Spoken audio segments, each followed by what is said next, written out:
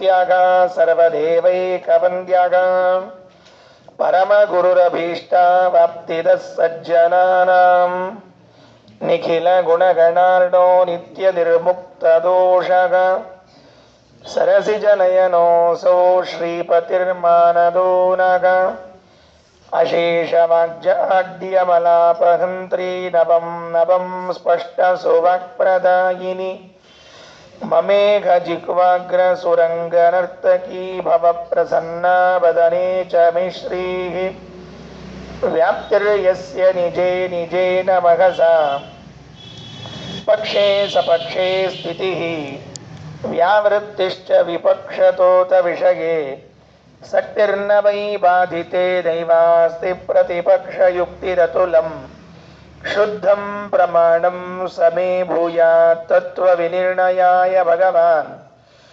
ಆನಂದತೀರ್ಥೋ ಮುನಿಃ ವಾಣಿತೆ ಕರವಾಣ್ಯಂಬ ಚರಣೋ ಹೃದಿ ಸರ್ವದಾ ಮದ್ವಾಕ್ಯ ಸರಣಿರ್ಭೂಯಾತ್ ಶ್ರೀಮದಾಚಾರ್ಯ ಭಾವಗ ನಮೋಸ್ತು ತಾತ್ವಿಕಾ ದೇವಾಃ ವಿಷ್ಣುಭಕ್ತಿಪರಾಯಣಾಃ ಧರ್ಮಮಾರ್ಗೇ ಪ್ರೇರಯಂತು ಭವಂತಃ ಸರ್ವಗೇವ ಹಿ ಯಸ್ಯ ವಾಕ್ ಕಾಮಧೇನುರ್ನಃ ಕಾಮಿತಾರ್ಥಾನ್ ಪ್ರಯಚ್ಛತಿ ಸೇವೇತಂ ಜಯ ಯೋಗೀಂದ್ರಂ ಕಾಮಬಾಣಚ್ಛಿದಂ ಸದಾ ಅಸ್ಮದ್ಗುರು ಸಮಾರಂಭಾಂ ಟೀಕಾಕೃತ್ಪಾದಮಧ್ಯಗಾಂ ಶ್ರೀಮದಾಚಾರ್ಯ ಪರ್ಯಂತಾಂ ವಂದೇ ಗುರು ಪರಂಪರಾಂ ಪೃಥ್ವೀ ಮಂಡಲ ಮಧ್ಯಸ್ಥಾಃ ಪೂರ್ಣಬೋಧಮತಾನುಗಾಃ ವೈಷ್ಣವ ವಿಷ್ಣುಹೃದಯಾಃ ತಾನ್ ನಮಸ್ಸೇ ಗುರೂನ್ ಮಮ ಆಪಾದಮೌಳಿ ಪರ್ಯಂತಂ ಗುರುಣಾಂ ಆಕೃತಿಂ ಸ್ಮರೇತ್ ತೇನ ವಿಘ್ನಾಃ ಪ್ರಣಶ್ಯಂತಿ ಸಿದ್ಧ್ಯಂತಿ ಚ ಮನೋರಥಾಃ ಓಷ್ಠಾಪಿಧಾನಾನಕುಲೀದಂತೈಃ ಪರಿವೃತಾ ಪವಿಃ ಸರ್ವಸ್ಯೈವಾಚ ಈಶಾನಾ ಚಾರುಮಾಮಿಹ ವಾದಯೇತ್ ಕಾಂತಾಯ ಕಲ್ಯಾಣ ಗುಣೈಕಧಾಮ್ನೇ ನವದ್ಯುನಾ ಚ ಪ್ರತಿಮಪ್ರಭಾಯ ನಾರಾಯಣಾಯ ಕಿಲ ಕಾರಣಾಯ ಶ್ರೀಪ್ರಾಣನಾಥಾಯ ನಮಸ್ಕರೋಮಿ ಅಪಿ ಸಪ್ತತಯಾ ವಿರಾಜಿತಾನ್ ಗತಸಂಖ್ಯಾನ್ ಗುಣಿನೋ ಗುಣೋಜ್ಜಿತಾನ್ ಅಪಿ ಮನ್ಯುಮದಾದಿವರ್ಜಿತಾನ್ ಗತಭೋಗಾನ್ ಪವನಾಶನಾನ್ ಸದಾ. ಸ್ವಸ್ತಿಯಸ್ತು. ವ್ಯಾಸಾಶ್ರಮದಲ್ಲಿ ಇರುವ ಮುನಿಗಳನ್ನ ನೋಡಿದರು. ದೊಡ್ಡದಾದ ವೇದಿಕೆ, ಆ ವೇದಿಕೆಯ ಮೇಲೆ ಕುಳಿತಿರುವ ಮುನಿಗಳನ್ನ ಕಂಡಾಗ ಆಚಾರ್ಯರು ಈ ತರಹದ ಅನುಸಂಧಾನವನ್ನ ಆಲೋಚನೆಯನ್ನ ಮಾಡಿದರು ಅಂತ ಪಂಡಿತಾಚಾರ್ಯರು ನಮಗೆ ತಿಳಿಸಿಕೊಡ್ತಾ ಇದ್ದಾರೆ. ನಿನ್ನೆ ಕೊನೆಯಲ್ಲಿ ಹೇಳುವಾಗ ಇದು ವಿರೋಧಾಭಾಸ ಅಲಂಕಾರ, ಅದರಲ್ಲಿ ಇದನ್ನು ಬಳಸಿದ್ದಾರೆ ಅಂತ ಹೇಳಿದೆ. ಮೇಲ್ನೋಟಕ್ಕೆ ವಿರೋಧ ಕಾಣಿಸ್ತದೆ ಸ್ಪಷ್ಟವಾಗಿ, ಆದರೆ ಪರಿಹಾರವನ್ನ ಮಾಡಲಿಕ್ಕೆ ಬರ್ತದೆ. ಹೇಗಿದೆ? ಅಪಿ ಸಪ್ತತಯ ವಿರಾಜಿತಾನ್, 7 ಸಂಖ್ಯೆಯಲ್ಲಿ ಇದ್ದವರು ಅಂತ ಮೊದಲು ಹೇಳಿ, ಆಮೇಲೆ ಗತಸಂಖ್ಯಾನ್, ಸಂಖ್ಯೆ ಇಲ್ಲದವರು ಅಂತ ಹೇಳೋದು. ಮತ್ತೆ ಮೊದಲು ಹೇಳಿದ್ರಿ 7 ಅಂತ, ಈಗ ಸಂಖ್ಯೆ ಇಲ್ಲ ಅಂತೀರಲ್ಲ ಅಂದ್ರೆ ಅದು ಒಂದು. ಗುಣಿನಃ ಗುಣೋಜ್ಜಿತಾನ್, ಗುಣ ಇದ್ದವರು ಗುಣ ಇಲ್ಲದೆ ಇರೋರು ಅಲ್ರಿ. ಎರಡು ಹೇಗೆ ಹೇಳ್ತೀರಿ? ಗುಣ ಇದ್ದವರು ಅಂತ ಹೇಳ್ರಿ, ಗುಣ ಇಲ್ಲದೆ ಇರೋರು ಅಂತ ಹೇಳ್ರಿ. ಇದು ವಿರೋಧ ಅಲ್ವೇ ಅಂದ್ರೆ ಹೌದು, ವಿರೋಧ ಆಭಾಸ, ವಿರೋಧ ತೋರುತ್ತದೆ. ಇದಕ್ಕೆ ವಿರೋಧಾಭಾಸ ಅಲಂಕಾರ ಅಂತ ಕಾವ್ಯದಲ್ಲಿ ಕರೀತಾರೆ. ಇನ್ನು ಗತಭೋಗಾನ್, ಯಾವುದನ್ನು ತಿನ್ನುವುದಿಲ್ಲ, ಏನೇನೇನು ತಿಂದಿಲ್ಲ ಅಂತ ಹೇಳಿಬಿಟ್ಟು ಪವನಾಶನಾನ್, ಚಂದಾಗಿ ಪವನವನ್ನ ಊಟ ಮಾಡ್ತಾರೆ, ಗಾಳಿಯನ್ನ ಸೇವಿಸ್ತಾರೆ ಅಂತ ಹೇಳ್ಬಿಟ್ಟು. ಹೀಗೆ ವಿರೋಧಾಭಾಸ ಇದು. ಈ ವಿರೋಧಾಭಾಸ ಅಲಂಕಾರದಲ್ಲಿ ಈ ಮೂಲಕವಾಗಿ ವ್ಯಾಸಾಶ್ರಮದಲ್ಲಿ ಇರುವ ಋಷಿಗಳನ್ನ, ಅವರ ಗುಣಗಳನ್ನ ನಮ್ಮವರೆಗೆ ತಲುಪಿಸ್ತಾರೆ ಪಂಡಿತಾಚಾರ್ಯ. ಹೇಗೆ ಪರಿಹಾರ ಮಾಡಬೇಕಿದನ್ನ ಅಂದ್ರೆ ತುಂಬಾ ಸುಂದರ. ಒಂದು ಇಟ್ಕೊಳ್ಬೇಕು, ಇನ್ನೊಂದನ್ನು ತೆಗೆದುಬಿಡ್ಬೇಕು, ಅವಾಗ ಹೋಗ್ಬಿಡ್ತದೆ. ಹೆಂಗೆ ಅಂದ್ರೆ ಗತಸಂಖ್ಯಾನ್, ಸಂಖ್ಯೆಯೇ ಇಲ್ಲದವರು ಅಂದ್ರೆ ಅಗಣಿತರು, ಎಣಿಸ್ಲಿಕ್ಕಾಗದೇ ಇರುವಷ್ಟು ಋಷಿಗಳು ಇದ್ರು ಅಂತ ಅರ್ಥ. ಎಷ್ಟು ಜನ ಇದ್ರು? ಬಹಳ ಜನ ಇದ್ರು, ಎಣಸೋ ಹಂಗಿರ್ಲಿಲ್ಲ, ಇಷ್ಟೇ ಇಷ್ಟೇ ಅಂತ ಎಣಸೋ ಹಾಗಿರ್ಲಿಲ್ಲ ಅಂತ. ಸರಿ, ಮತ್ತೆ ಈಗ ಸಪ್ತ ಅಂತೀರಲ್ಲ, ಅದು ಹೇಗೆ ಕೂಡಿಸ್ತೀರಿ ಅಂದ್ರೆ, ಸ ಅಂದ್ರೆ ಸಹಿತ ಅಂತ ಅರ್ಥ. ಸ ಅಂದ್ರೆ ಕೂಡಿಕೊಂಡು, ಪತ ಪತ ಅಂದ್ರೆ ಸಂಸ್ಕೃತದಲ್ಲಿ ಜಟೆಗಳು, ಜಡೆಗಳಿವೆ ಅಲ್ಲ, ಅವಕ್ಕೆ ಪತ ಅಂತ ಕರೀತಾರೆ. ಅದಕ್ಕ ವ್ರತೀನಾಂ ತ್ವಾ ಜಟ ಸಟ ಕೋಶದಲ್ಲಿ ಹೇಳುವಾಗ ವ್ರತೀನಾಂ, ಸರಿ, ಇವರಿಗೆ ಋಷಿಗಳ ಜಟೆಗೆ ಒಂದು ಹೆಸರದ. ಏನ್ ಹೆಸರದ ಅಂದ ಪತ ಅಂತದ. ಪತ ಅದಕ್ಕೆ ಸಪ್ತ ಅಂದ್ರೆ ಜಡೆಯಿಂದ ಕೂಡಿದವರು ಅಂತ ಅರ್ಥ. ಈಗ ಸಂಖ್ಯೆಯಿಂದ ಕೂಡಿದವರು ಅಂತ ಅರ್ಥ ಅಲ್ಲ, ಜಡೆಯಿಂದ ಕೂಡಿದವರಾದ್ರಿಂದ ಅವರು ಸಪ್ತರು. ಅನೇಕ ಜನ ಇದ್ರು ಆದ್ರಿಂದ ಅನೇಕ ಸಂಖ್ಯರು. ವಿರೋಧವೇ ಇಲ್ಲ, ವಿರೋಧ ಪರಿಹಾರ ಆಗೋಯ್ತು. ಅರ್ಥವಾಯ್ತಲ್ಲ? ಅಂದ್ರೆ ನಾವೇನ್ ತಿಳ್ಕೊಂಡಿದ್ವಿ, ಸಪ್ತ ಅನ್ನೋ ಸಂಖ್ಯಾ ಅಂತ ತಿಳ್ಕೊಂಡಿದ್ವಿ. ಅಲ್ಲ, ಪತ ಅಂತಂದ್ರೆ ಜಟೆ, ಕೂದಲು ಏನ್ ಬಿಟ್ಟಿರ್ತಾರಲ್ಲ ಅವರೆಲ್ಲ ಋಷಿಗಳು, ಅದಕ್ಕೆ ಪತ ಅಂತ ಕರೀತಾರ. ಸ ಅಂದ್ರೆ ಕೂಡಿದ್ದು, ಜಟೆಯಿಂದ ಕೂಡಿದವರು ಅಂತ ಅರ್ಥದಲ್ಲಿ ಸಪ್ತ ಅಂತ. ಗತ ಸಂಖ್ಯಾ ಅಂದ್ರೆ ಸಂಖ್ಯೆ ಇಲ್ಲ ಇಲ್ಲ. ಹೌದು, ಎಲ್ಲ ಋಷಿಗಳಿದ್ರು, ಬೇಕಾದಷ್ಟು ಜನ ಇದ್ರು ಅಂತ. ಅದಕ್ಕೆ ಒಂದು ಗಮನಿಸ್ಬೇಕು ನಾವೆಲ್ಲ. ಭಾಗವತದಲ್ಲಿ ನರಸಿಂಹದೇವರ ಚರಿತ್ರೆಯನ್ನು ಹೇಳುವಾಗ ಸಪ್ತಮ ಸ್ಕಂದಲ್ಲಿ ಹೇಳ್ತಾರೆ. ಯಾಕೆ ಸಪ್ತಮ ಸ್ಕಂದದಲ್ಲಿ ಹೇಳಿದ್ದು? ಪತ ಅಂದ್ರೆ ಜಟ. ನರಸಿಂಹದೇವರಿಗೆ ಏನದ ಮತ್ತೆ ಜಟೆ ಅದ, ಅದರಿಂದ ಕೂಡಿದ್ಯಾವುದು? ಸಪ್ತ ಅಂದ್ರೆ ನರಸಿಂಹದೇವರು. ಅದರ ಮ ಅಂದ್ರೆ ಜ್ಞಾನ. ಯಾವ ಸ್ಕಂದಲ್ಲ ಆಗ್ತದೋ ಅದು ಸಪ್ತಮ ಸ್ಕಂದ. ಅಂದ್ರೆ ನರಸಿಂಹದೇವರ ಚರಿತ್ರೆಯನ್ನು ಯಾಕೆ 7ನೇ ಸ್ಕಂದಕ್ಕೆ ಹೇಳ್ಬೇಕಾತು ಅನ್ನೋದು ಇದು ಒಂದು ಕಾರಣ. ಇಲ್ಲದೇ ಇದ್ರೆ ಬೇರೆ ಸ್ಕಂದದಲ್ಲಿ ಹೇಳಿಕ್ ಬರ್ತಿರುವಾಗ ಸಪ್ತಮ ಸ್ಕಂದದಲ್ಲಿ ಹೇಳಬೇಕು ಅಂದ್ರೆ ಪತ ಪತ ಅಂದ್ರೆ ಜಟೆಗಳು. ಆಯಾದಲ್ಲ ಸಿಂಹಕ್ಕ ಹಿಂಗ ಕೂದ್ಲ ಹಿಂಗ ಕೂದ್ಲ ಎಲ್ಲಾ ಕಡೆ ಕೂದಲಿರ್ತಾವ. ಅಂತಹ ಕೂದಲುಗಳಿಂದ ಕೂಡಿರುವಂತಹ ಅವರು ಸಪ್ತರು ಆದರು. ಅವರ ಮ ಅಂದ್ರೆ ಜ್ಞಾನ. ಯಾವ ಸ್ಕಂದದಲ್ಲಾಗ್ತದೋ ಅದು ಅಂದ್ರೆ ಸಪ್ತಮ ಸ್ಕಂದ ಅಂತ. ಹಾಗೆ ಇಲ್ಲಿ ಅಪಿ ಸಪ್ತತಯ ವಿರಾಜಿತಾನ್ ಗತ ಸಂಖ್ಯಾನ್ ಗುಣಿನೋ ಗುಣೋಜ್ಜಿತಾನ್. ಸಪ್ತತಯ ಜಟೆಯಿಂದ ಕೂಡಿದವರು, ಗತ ಸಂಖ್ಯಾನ್ ಸಂಖ್ಯೆ ಇಲ್ಲದವರು ಅಂತ ವಿರೋಧವನ್ನ ಪರಿಹಾರ ಮಾಡಿದರು. ಇನ್ನು ಗುಣಿನೋ ಗುಣೋಜ್ಜಿತಾನ್, ಗುಣ ಇದ್ದವರು ಗುಣ ಇಲ್ಲದವರು.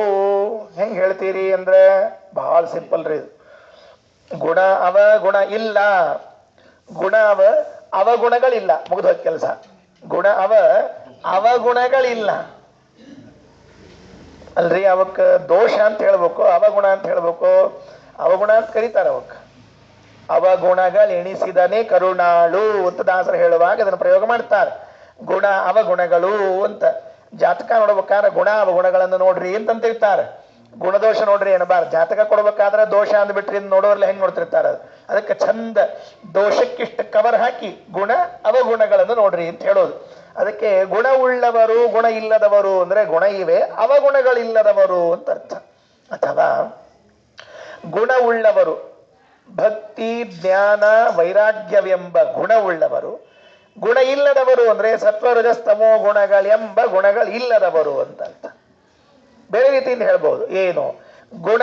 ಗುಣ ಅಂತಂದ್ರೆ ಯಜ್ಞೋಪವೀತ, ಗುಣಿನಃ ಜನಿವಾರ ಹಾಕೊಂಡವ್ರು ಕೆಲವರು, ಗುಣೋಜ್ಜಿತಾನ್ ಜನವಾರ ಇಲ್ಲದೆ ಇದ್ದವ್ರು ಕೆಲವರು. ಯಾರು? ಸ್ವಾಮಿಗಳು ಅಂತ ಅರ್ಥ, ಸನ್ಯಾಸಿಗಳಿದ್ರು ಅಂತ ಅರ್ಥ. ಅದಕ್ಕೆ ಗುಣಿನಃ ಗುಣೋಜ್ಜಿತಾನ್. ಕೆಲವರು ಗೃಹಸ್ಥಾಶ್ರಮಿಗಳು ಬ್ರಹ್ಮಚಾರಿಗಳು ಅಲ್ಲಿದ್ರು, ಇನ್ ಕೆಲವರು ಸನ್ಯಾಸಿಗಳಲ್ಲಿದ್ರು. ಹಿಂಗಾಗಿ ಗುಣಿನೋ ಗುಣೋಜ್ಜಿತಾನ್ ಅಂತ ಎರಡು ಹೊಂದಿಸ್ಲಿಕ್ಕೆ ಬರ್ತದೆ. ಅಪಿ ಸಪ್ತತಯ ವಿರಾಜಿತಾನ್ ಗತ ಸಂಖ್ಯಾನ್ ಗುಣಿನೋ ಗುಣೋಜ್ಜಿತಾನ್ ಅಪಿ ಮನ್ಯು ಮದಾದಿವರ್ಜಿತಾನ್. ಮನ್ಯು ಮದ ಸಿಟ್ಟು ಸೆಡವು ಇದ್ದಿದ್ದಿಲ್ಲ. ಇದು ಋಷಿಗಳ ನಿಜವಾದ ಗುಣಧರ್ಮ. ಸನ್ಯಾಸಿಗಳ ನಿಜವಾದ ಧರ್ಮ ಏನು ಅಂದ್ರೆ ಸಿಟ್ಟಿರಬಾರದು. ಮೊದಲು ಸಿಟ್ಟು ಮಾಡಿಕೊಳ್ಳೇಬಾರದು. ಸಿಟ್ಟು ಅಂತ ಬಂತು ಅಂದ್ರೆ 1 ಕಿಲೋ ಹಿಟ್ಟು ಅಂತ ಮುಕ್ಕಬೇಕಾಗ್ತದೆ ಆಮೇಲೆ. ಅದಕ್ಕೆ ಹಂಗೆಲ್ಲ ಮಾಡಬಾರ್ದು, ಸಿಟ್ಟು ಮಾಡಿಕೊಳ್ಳೇಬಾರದು. ಮನ್ಯು ಮದ, ಮದ ಅಂದ್ರೆ ಸೊಕ್ಕು, ಆಹಾ ಆಹಾ ಅದೇನು ಅಹಂಕಾರ, ಮುಗಿದೋಯ್ತು. ವ್ಯಾಸಾಶ್ರಮದಲ್ಲಿ ಇದ್ದವರು ಅಪಿ ಮನ್ಯು ಮದಾದಿ ವರ್ಜಿತಾನ್. ಗತಭೋಗಾನ್ ಎಲ್ಲ ಭೋಗ, ಭೋಗ ಅಂದ್ರೆ ತಿನ್ನೋದು ಬಿಟ್ಟಿದ್ರು. ಪವನಾಶನ ಅನ್ಸತ ಗಾಳಿ ತಿಂತಿದ್ರು. ಏನರ್ಥದಕ್ಕೆ? ಉಪವಾಸ ಇದ್ರು ಅಂತ ಅರ್ಥ. ಗಾಳಿ ತಿನ್ನೋದು ಅಂದ್ರೆ ಉಪವಾಸ ಇರೋದು ಒಂದೇ ಅರ್ಥ. ಏಕಾದಶಿ ಏನ್ ತಿಂತೀರಿ ಮತ್ ನೀವು? ಗಾಳಿ ಬಿಟ್ರೆ ಇನ್ನೇನ್ ತಿನ್ನಂಗಿಲ್ಲ. ಹಂಗಾರೆ ಏಕಾದಶಿ ಮುರಿತಲ್ರಿ ಆಚಾರ ಅಂತಂದ್ರೆ ಗಾಳಿ ತಿನ್ನೋದು ಬಿಟ್ರೆ ನಮ್ಮನ್ನು ಮುರಿಬೇಕಾಗ್ತದೆ ಹೊರಗೋಯ್ದು. ಆಮೇಲೆ ಇನ್ನೇನ್ ಮಾಡಿ ಬರಂಗಿಲ್ಲ. ಅದಕ್ಕೆ ಏಕಾದಶಿ ದಿವಸ ಗಾಳಿ ಒಂದೇ ತಿನ್ಬೇಕ್ರಿ, ಬೇರೆ ಏನ್ ತಿನ್ಲಿಕ್ಕೆ ಬರಂಗಿಲ್ಲ. ಏನ್ ತಗೊಂಡ್ರಿ ಇವತ್ತು ಆಚಾರ? ಯಥೇಚ್ಛವಾಗಿ ಗಾಳಿ, ಅಂದ್ರೆ ಏಕಾದಶಿ ಮಾಡ್ರಿ ಅಂತ ಅರ್ಥ. ಅದಕ್ಕೆ ಉಪವಾಸದ ದಿವಸ ಏನಿಲ್ಲ ಅಂದ್ರೆ ಉಪವಾಸ ಮಾಡಿದ್ದಾರೆ ಅಂತ ಹೇಳೋದನ್ನ ಗಾಳಿ ಕುಡ್ಕೊಂಡಿದ್ದಾರೆ ಅಂತ ಹೇಳೋದಂತೆ. ಭೋಗ ಇಲ್ಲದೆ ಇದ್ದವರು ಅಂದ್ರು ಅದೇ ಅರ್ಥ, ಇದಕ್ಕೂ ಅದೇ ಅರ್ಥ. ಇದನ್ನೇನು ಕರೀತಾರೆ? ವಿರೋಧಾಭಾಸ ಅಲಂಕಾರ. ಮೇಲ್ ನೋಡ್ಲಿಕ್ಕೆ ವಿರೋಧ ಬಂದಂತೆ ಇದ್ರು ಪರಿಹಾರ ಮಾಡ್ಲಿಕ್ಕೆ ಬರ್ತದೆ. ಯಾರೋ ಕೇಳಿದಂತ ಮಹಾಮೇಧಾವಿ ಏನ್ ಕೇಳ್ದ? 8 ಎಮ್ಮ್ಯಾಗ 4 ಎಮ್ಮೆ ಹೋದ್ರೆ ಎಷ್ಟು ಹೋದವು ಅಂತ ಕೇಳಿದ್ನಂತ. 8 ಎಮ್ಮ್ಯಾಗ 4 ಎಮ್ಮೆ ಹೋದ್ರೆ 4 ಒಂದಂತ. ಅಲ್ಲ ಸಾರ್ 8 ಅನ್ನಂತ ಉತ್ತರ. ಗಾಬರಿ ಆತಲ್ಲೂ, 8 ಎಮ್ಮೆ ಅಂತಿ, 4 ಎಮ್ಮೆ ಹೋದ್ರೆ ಅಂತಿ, ಮತ್ತ 8 ಅಂತಿ ಅಲ್ಲ ಅಂದ್ರೆ ಹೌದ್ರಿ ಸ್ವಾಮಿ, 8 ಎಮ್ಮೆ ಹೊಂಟಾವ, 4 ಎಮ್ಮೆ ಹೋದ್ರೆ ಎಷ್ಟು ಹೊತ್ತಾವ ಅಂತ ಕೇಳ್ದವ. ನೀ ಕೆಮ್ಮೆ ಹೋದ್ರೆ 8ಕ್ಕೆ 8 ಉಳಿತಾವ, ಯಾಕೆ ಜಾಸ್ತಿ ಆಗ್ತಾವ ಕಡಿಮೆ ಆಗ್ತಾವ? ವಿರೋಧಾಭಾಸ. ಮೇಲ್ ನೋಡ್ಲಿಕ್ಕೆ ಹೋದಾಗ 8 ಎಮ್ಮೆ ಒಳಗೆ 4 ಎಮ್ಮೆ ಹೋದ್ರೆ ಎಷ್ಟು ಹೋಗ್ತಾವ ಅಂದ್ರೆ 4 ಅನಿಸ್ತದ. ಅಲ್ಲ, 4 ಎಮ್ಮೆ ಹೋದ್ರೆ 8ಕ್ಕೆ 8 ಉಳಿತಾವ. ವಿರೋಧಾಭಾಸ ಪರಿಹಾರ ಹಿಂಗಿರ್ತದ. ಸಂಸ್ಕೃತದೊಳಗಿಂದ ಕನ್ನಡದ ಅಂತಂದ್ರೆ ಹಿಂಗಾಗ್ತದ ಅರ್ಥ. ಅಪಿ ಸಪ್ತತಯಾ ವಿರಾಜಿತಾನ್ ಗತ ಸಂಖ್ಯಾನ್ ಗುಣಿನೋ ಗುಣೋಜ್ಜಿತಾನ್ ಅಪಿಮನ್ಯು ಮದಾದಿ ವರ್ಜಿತಾನ್ ಗತ ಭೋಗಾನ್ ಪವನಾಶನನ್ ಸದಾ. ಆಯ್ತು. ಅಲ್ಲಿದ್ದ ಋಷಿಮುನಿಗಳ ವರ್ಣನೆಯನ್ನು ಮುಗಿಸಿ ಪಂಡಿತಾಚಾರ್ಯರು 16ನೇ ಶ್ಲೋಕ, 7ನೇ ಸರ್ಗದ 16ನೇ ಶ್ಲೋಕದಲ್ಲಿ ಮೊದಲ ಬಾರಿಗೆ ಲೋಕದ ದೃಷ್ಟಿಯಿಂದ ವ್ಯಾಸರನ್ನ ಆಚಾರ್ಯರು ಪ್ರತ್ಯಕ್ಷ ಕಂಡ್ರು. ಲೋಕದ ದೃಷ್ಟಿಯಿಂದ, ಆಚಾರ ದೃಷ್ಟಿಯಿಂದ ಅಲ್ಲ, ವಾಯುದೇವರ ದೃಷ್ಟಿಯಿಂದ ಅಲ್ಲ. ವಾಯುದೇವರು ಆಚಾರ್ಯರು ಸದಾ ದರ್ಶನ ಮಾಡ್ಕೊಳ್ತಾರೆ, ಅವರ ಬಗ್ಗೆ ಸಂದೇಹವೇ ಇಲ್ಲ. ನಮ್ಮ ದೃಷ್ಟಿಯಲ್ಲಿ ಮೊಟ್ಟ ಮೊದಲು ಬಾರಿ ವ್ಯಾಸರ ಆಶ್ರಮದಲ್ಲಿ ಪ್ರವೇಶ ಮಾಡಿ ವೇದವ್ಯಾಸ ದೇವರನ್ನ ಕಂಡ್ರು. ಹೆಂಗಿದ್ರು? ಮುನಿಮಂಡಲ ಮಧ್ಯವರ್ತಿನಂ ತ್ರಿಜಗನ್ಮಂಡಲ ಮಂಡಲಾಗಿತಂ ಇಹ ಸತ್ಯವತೀ ಸುತಂ ಹರಿಂ ಪರಿಪೂರ್ಣ ಪ್ರಭತಿ ಸಮೈಕ್ಷತ. ಮುನಿಮಂಡಲ ಮಧ್ಯವರ್ತಿನಂ, ಎಲ್ಲ ಮುನಿಗಳ ಮಂಡಲದ ಮಧ್ಯದಲ್ಲಿ ಕುಳಿತಿದ್ರಂತೆ. ಎಲ್ಲರೂ ಸುತ್ತಲೂ ಶಿಷ್ಯರು ಕುಳಿತಿದ್ದಾರೆ, ಮಧ್ಯದಲ್ಲಿ ಇದ್ದಾರಂತೆ. ಮುನಿಮಂಡಲ ಮಧ್ಯವರ್ತಿನಂ ತ್ರಿಜಗನ್ಮಂಡಲ ಮಂಡನಾಗಿತಂ. ತ್ರಿಜಗನ್ಮಂಡನ ಮಂಡನಾಯಿತಂ, 3 ಲೋಕಕ್ಕೆ ವ್ಯಾಸರು ಅಲಂಕಾರ. ವೇದವ್ಯಾಸ ದೇವರೆಂಬ ಅಲಂಕಾರ ಇಲ್ಲದೆ ಹೋದ್ರೆ 3 ಲೋಕ ಶೋಭಿಸುವುದೇ ಇಲ್ಲ, ಚಂದಾಗಿ ಕಾಣಿಸೋದೇ ಇಲ್ಲ. ದೇವರಿಲ್ಲ ಅಂದ್ರೆ ಏನು? ಉಸಿರಾಟ ಇಲ್ಲದೆ ಇದ್ದ ದೇಹ ಚಂದಾಗಿ ಕಾಣ್ತದ? ಹೇಳ್ರಿ ನೋಡಂತೆ. ಉಸಿರಾಟ ಇಲ್ಲದ ದೇಹ ಅದೇನದು? ಹೋಯ್ತು. ಹಾಗೆ ವೇದವ್ಯಾಸ ದೇವರಿಲ್ಲದ ಜಗತ್ತು ಜಗತ್ತೇ ಅಲ್ಲ. ಅದಕ್ಕೆ ತ್ರಿಜಗನ್ಮಂಡಲ ಮಂಡಲಾಯಿತಂ ತ್ರೈಲೋಕ್ಯ ಮಂಡಲಸ್ಯ ಅಲಂಕಾರಭೂತಂ. 3 ಲೋಕದ ಮಂಡಲ ಅಂತೇರಿದ ಒಂದು ಗುಂಪು, ಅದಕ್ಕೆ ಅಲಂಕಾರರಾದವರು ವೇದವ್ಯಾಸ ದೇವರು. ದೇವತಾ ಖಂಡಲ ಖಂಡ ಮಂಡಲಂ ಪ್ರೀಣಯಾಮೋ ವಾಸುದೇವಂ ದೇವತಾ ಮಂಡಲ ಖಂಡ ಮಂಡಲಂ. ದೇವತಾ ಮಂಡಲಕ್ಕೆ ಅಖಂಡ ಮಂಡಲನಾದವರು ಯಾರೋ ಅವನೇ ಇವರು, ಬೇರೆ ಏನಿದೆ? ಮುನಿಮಂಡಲ ಮಧ್ಯವರ್ತಿನಂ ತ್ರಿಜಗನ್ಮಂಡಲ ಮಂಡನಾಗಿತಂ. ಯಾರವರು? ಇಹ ಸತ್ಯವತಿ ಸುತಂ ಹರಿಂ ಪರಿಪೂರ್ಣ ಪ್ರಭತಿ ಸಮೈಕ್ಷತ. ಸತ್ಯವತಿ ಸುತನಾಗಿರುವ ವ್ಯಾಸರನ್ನ ಕಂಡ್ರು. ಅಮ್ಮನ ಹೆಸರು ಹೇಳಿದರು. ಸತ್ಯವತಿ ಸುತನಾಗಿರುವಂಥವರು. ವೇದಪೀಠ ವಿರಿಂಚಿ ಭವ ಶಕ್ರಾದಿಸುರ ವಿಜ್ಞಾನದಾಯಕ ಮೋದ ಚಿನ್ಮಯ ಗಾತ್ರ ಲೋಕ ಪವಿತ್ರ ಸುಚರಿತ್ರ ಛೇದ ಭೇದ ವಿಷಾದ ಕುಟಿಲಾಂತಾದಿ ಮಧ್ಯ ವಿದೂರ ಆದಾನಾದಿ ಕಾರಣ ಬದರಾಯಣ ಪಾಹಿ ಸತ್ರಾಣ. ಆದಾನಾದಿ ಕಾರಣ ಬದರಾಯಣ ಪಾಹಿ ಸತ್ರಾಣ. ವೇದವ್ಯಾಸ ದೇವರನ್ನ ಹೀಗೆ ಅನುಸಂಧಾನ ಮಾಡಬೇಕು. ವಿಜ್ಞಾನ ರೋಚಿ ಪರಿಪೂರಿತಾಂತಹ ಆಚಾರ್ಯರು. ಜಯತ್ಯಜೋ ಖಂಡ ಗುಣೋರು ಮಂಡಲ ಸದೋದಿತೋ ಜ್ಞಾನ ಮರೀಚಿಮಾಲಿ ಸ್ವಭಕ್ತ ಹಾರ್ದೋಚ್ಚತಮೋ ನಿಗಂತ ವ್ಯಾಸಾವತಾರೋ ಹರಿರತ್ನ ಭಾಸ್ಕರ. ಅನೇಕ ಮಾತುಗಳವ ವೇದವ್ಯಾಸ ದೇವರ ಬಗ್ಗೆ ಹೇಳಲಿಕ್ಕೆ ಈ 7ನೇ ಸರ್ಗ ಇದ್ದರಿಂದ ಮುಂದಿನ ಶ್ಲೋಕಗಳಲ್ಲೆಲ್ಲ ವೇದವ್ಯಾಸ ದೇವರ ಮಹಿಮೆಯನ್ನು ತಿಳಿಯೋಣ. ನನಗೇನು ಈ ಸೀಮಿತ ಅಧ್ಯಯನದ ಅವಧಿಯಲ್ಲಿ ಸಿಕ್ಕಿದೆಯೋ ವೇದವ್ಯಾಸ ದೇವರ ಮಹಿಮೆ ಅಷ್ಟನ್ನೇ ಹೇಳುವ ಪ್ರಯತ್ನ ಮಾಡ್ತೇನೆ. ನೀವೆಲ್ಲ ಕೇಳ್ರಿ. ಯಾಕೆ ಅಂದರೆ ಸಾಮಾನ್ಯವಾಗಿ ವೇದವ್ಯಾಸ ದೇವರ ಜಯಂತಿಯನ್ನು ನಾವು ಆಚರಣೆ ಮಾಡೋದು ಬಿಟ್ಟು ಬಹಳ ದಿವಸ ಆಗ್ಯದ, ಮಾಡೋದೇ ಇಲ್ಲ. ನರಸಿಂಹ ಜಯಂತಿ ಮಾಡ್ತೀವಿ, ಇಲ್ಲ ಹೊರತಾ ತಿಂತೀವಿ ಅಂತ ಗೊತ್ತದ, ಅದಕ್ಕೆ ನರಸಿಂಹ ಜಯಂತಿ ಆಚರಣೆ ಮಾಡ್ತೀವಿ. ಶ್ರೀನಿವಾಸ ದೇವರ ಕಾರ್ಯಕ್ರಮ ನೋಡ್ಕೋತೀವಿ, ಇಲ್ಲ ಅಂದ್ರೆ ಮತ್ತೆ ಸಂಪತ್ ಬರೋದಿಲ್ಲ ಅಂತ ಗೊತ್ತದ. ರಾಮನವಮಿ ಪಾನಕ ಕೋಸಂಬರಿ ಅರ್ಶನ ಕುಂಕುಮ ಅದಕ್ಕೆ ಮಾಡ್ಕೋತೀವಿ. ವೇದವ್ಯಾಸ ದೇವ್ರ ಜಯಂತಿ ಎದಕ್ಕೆ ಮಾಡ್ಕೋಬೇಕು? ಏನದ ಅದರಿಂದ? ಪಾನಕಿಲ್ಲ, ಕೋಸಂಬರಿ ಇಲ್ಲ, ಹೊರತಿಲ್ಲ, ಬರ್ತಿಲ್ಲ, ಸುಸುಳು ಯಾಕೆ ಮಾಡ್ಬೇಕು ನಾವು? ಆದರೆ ನಾ ಹೇಳಿದ ಆಶ್ಚರ್ಯ, ಎಲ್ಲರೂ ಅವ್ರವ್ರ ಮನೆಯಲ್ಲಿ ಅದನ್ನು ಉತ್ಸವ ಅಂತ ಮಾಡ್ತಿರ್ಲಿಕ್ಕಿಲ್ಲ, ಸುಮ್ಮನೆ ಪಂಚಾಂಗದಲ್ಲಿ ಇಷ್ಟು ಮಾಡ್ತಿದ್ರು. ಪೂಜ್ಯ ಭಂಡಾರಿಕೆ ಶ್ರೀಗಳವರು ವೇದವ್ಯಾಸ ಜಯಂತಿಯನ್ನ, ಅದು ಸರಿಯಾಗಿ ವೈಶಾಖ ಮಾಸದಲ್ಲಿ ಬರ್ತದೆ. ಅದು ಎಂದ ನರಸಿಂಹ ಜಯಂತಿಯೋ ಅಂದೇ ವೇದವ್ಯಾಸ ಜಯಂತಿಯು ಕೂಡ. ವಿದ್ಯಾಮಾನ್ಯ ತೀರ್ಥ ಶ್ರೀಪಾದಂಗಳವರ ಆರಾಧನೆ ಬರ್ತಿತ್ತು, ಗುರುಗಳ ಆರಾಧನೆ ಜೊತೆಗೆ ವೇದವ್ಯಾಸ ದೇವರದು ಅಂತ ಹೇಳಿ ಬಹಳ ದೊಡ್ಡ ಮಟ್ಟದಲ್ಲಿ ಅದನ್ನು ಪ್ರಚಾರ ಮಾಡಿ ಅದಕ್ಕೆ ಒಂದು ಎಲ್ಲರಿಗೂ ಅದರ ಕಡೆಗೆ ಗಮನ ಹರಿಯುವಂತೆ ಮಾಡಿದ ಕೀರ್ತಿ ಭಂಡಾರಿಕೆ ಶ್ರೀಗಳು ಸಲ್ಲಬೇಕು. ನಾನು ಅವರ ಕಾರ್ಯಕ್ರಮಕ್ಕೆ ಹೋಗಿದ್ದೇನೆ. ವಿದ್ಯೇಶ ತೀರ್ಥ ಶ್ರೀಪಾದಂಗಳವರು ನನಗೆ ಕರೆಸಿದ್ದಾರೆ ಅನೇಕ ಬಾರಿ. ಆ ಪ್ರಸಂಗದಲ್ಲಿ ವೇದವ್ಯಾಸ ಜಯಂತಿ ಅಂದರೆ ಅಕ್ಷರಶಃ ವೇದವ್ಯಾಸ ಜಯಂತಿನೇ ಬಹಳ ಪರಮಾದ್ಭುತವಾಗಿ ನಡೆಸಿಕೊಟ್ಟದ್ದು. ನಾವೆಲ್ಲ ಮಾಡಬೇಕು ವೇದವ್ಯಾಸ ದೇವರ ಜಯಂತಿಯನ್ನ. ನಾನು ಯಾಕೆ ಹೇಳಿದೆ ಅವರ ಮಾತು ಅಂದರೆ, ಒಬ್ಬರು ಹೀಗೆ ಹಿರಿಯರು ಪಾಠ ಹಾಕಿ ಕೊಟ್ಟರು ಅಂದರೆ ಮುಂದಿನವ್ರು ನಾವೆಲ್ಲ ಮಾಡ್ಕೊಂಡು ಹೋಗ್ತೀವಿ. ಅದಕ್ಕೆ ಇನ್ನು ಮುಂದೆ ಪಂಚಾಂಗದಲ್ಲಿ ನೋಡ್ತಿರ್ರಿ, ರೌಂಡ್ ಹಾಕಿಟ್ಕೊಳ್ರಿ, ಯಾರ್ಯಾರ ಜಯಂತಿ ಬರ್ತದೆ ಅಂತ ತಿಳ್ಕೊಂಡು. ಪರಶುರಾಮ ಜಯಂತಿ ಅಕ್ಷಯ ತೃತೀಯ, ಆಮೇಲೆ ವೇದವ್ಯಾಸ ಜಯಂತಿ ವೈಶಾಖ ಮಾಸ ಶುಕ್ಲ ಪಕ್ಷ ತ್ರಯೋದಶಿ, ಹಿಂಗೆ ಯಾರ್ಯಾರ್ದು ಬರ್ತದೆ, ಕೂರ್ಮ ಜಯಂತಿ, ಎಲ್ಲಾ ಜಯಂತಿಗಳನ್ನು ಆಚರಣೆ ಮಾಡಬೇಕು. ಏನು ಮಾಡಬೇಡ್ರಿ, ಅವತ್ತ ಭಗವದ್ ರೂಪದ ಮಹಿಮೆಯನ್ನು ತಿಳ್ಕೊಳ್ರಿ ಅಷ್ಟೇ. ಮತ್ತೇನು ಮಾಡ್ಬೇಕು ಜಯಂತಿಯನ್ನು ಆಚರಣೆ ಮಾಡೋದು? ಅದಕ್ಕೆ ವೇದವ್ಯಾಸ ದೇವರ ಒಂದು ಮಹಿಮೆಯನ್ನ ನಾವು ತಿಳಿಯಬೇಕು ಅಂತಾದ್ರೆ ಈ 7ನೇ ಸರ್ಗದ ಮುಂದೆಲ್ಲ ಅದೇ ಮಹಿಮಾ. ಎಷ್ಟು ಗ್ರಂಥಗಳನ್ನು ಕೊಟ್ಟಿದ್ದಾರೆ ವೇದವ್ಯಾಸ ದೇವರು ಅಂದರೆ ಪರಮಾದ್ಭುತ. ಅದು ಆ ಗ್ರಂಥಗಳ ಸಂಖ್ಯೆಯನ್ನು ನೆನಪಿಟ್ಟುಕೊಳ್ಳಿಕ್ಕಾಗೋದಿಲ್ಲ ನಮ್ಮ ಕಡೆಯಿಂದೆಲ್ಲ. ಅದನ್ನೆಲ್ಲ ಮುಂದೆ ಹೇಳವರಿದ್ದಾರೆ. ಈಗ ಹೇಳಿದರು, ಇಹ ಸತ್ಯವತಿ ಸುತಂ ಹರಿಂ ಪರಿಪೂರ್ಣ ಪ್ರಮತಿ ಸಮೈಕ್ಷತ್ ವಿಷ್ಣು ವ್ಯಾಸ. ನೋಡ್ರಿ ಎಷ್ಟು ಚೆನ್ನಾಗಿದೆ. ಈಗ ನೀವೆಲ್ಲ ಏನ್ ಕೇಳಿದ್ದೀರಿ ಅಂತ ಅನ್ನೋದನ್ನ ನಾನು ಹೇಳಿಕ್ ಹೋಗೋದಿಲ್ಲ, ಯಾಕಂದ್ರೆ ಪರಬುದ್ಧೇರ ಅಪ್ರತ್ಯಕ್ಷತ್ವ, ನಿಮ್ ಬುದ್ಧಿ ನಂಗೆ ಗೊತ್ತಿಲ್ಲ. ನಾನು ಏನು ಹೇಳಬೇಕು ಅಂತ ಇಟ್ಕೊಂಡಿದ್ದೀನಿ ಅಷ್ಟನ್ನು ಹೇಳ್ತೀನಿ, ನೀವು ಕೇಳಿಕೊಳ್ಳ್ರಿ. ಯಾಕೆ ಅಂದ್ರೆ ಬಹಳ ಮಹತ್ವದ ಮಾತನ್ನು ಶ್ರೀಮದಾಚಾರ್ಯ ತಿಳಿಸಿಕೊಡ್ತಾರೆ. ಭಗವದ್ಗೀತೆಯಲ್ಲಿ ಹೇಳುವಾಗ ಇಲ್ಲೊಂದು ಮಾತಿದೆ, ಇಲ್ಲಿ ನೋಡಿಬಿಡ್ರಿ ಫಸ್ಟ್, ಆಮೇಲೆ ಹೇಳ್ತೀನಿ. ಈಗ ಸತ್ಯವತಿ ಸುತಂ ಹರಿಂ, ಸತ್ಯವತಿಯ ಸುತನಾದ ಭಗವಂತನನ್ನ ವ್ಯಾಸರು ಭಗವದ್ ಅವತಾರ, ಕೆಲವರು ವ್ಯಾಸರು ಭಗವಂತನ ಅವತಾರ ಅಲ್ಲ ಅಂತ ತಮ್ಮ ಗ್ರಂಥಗಳಲ್ಲಿ ಬರ್ಕೊಂಡಿದ್ದಾರೆ.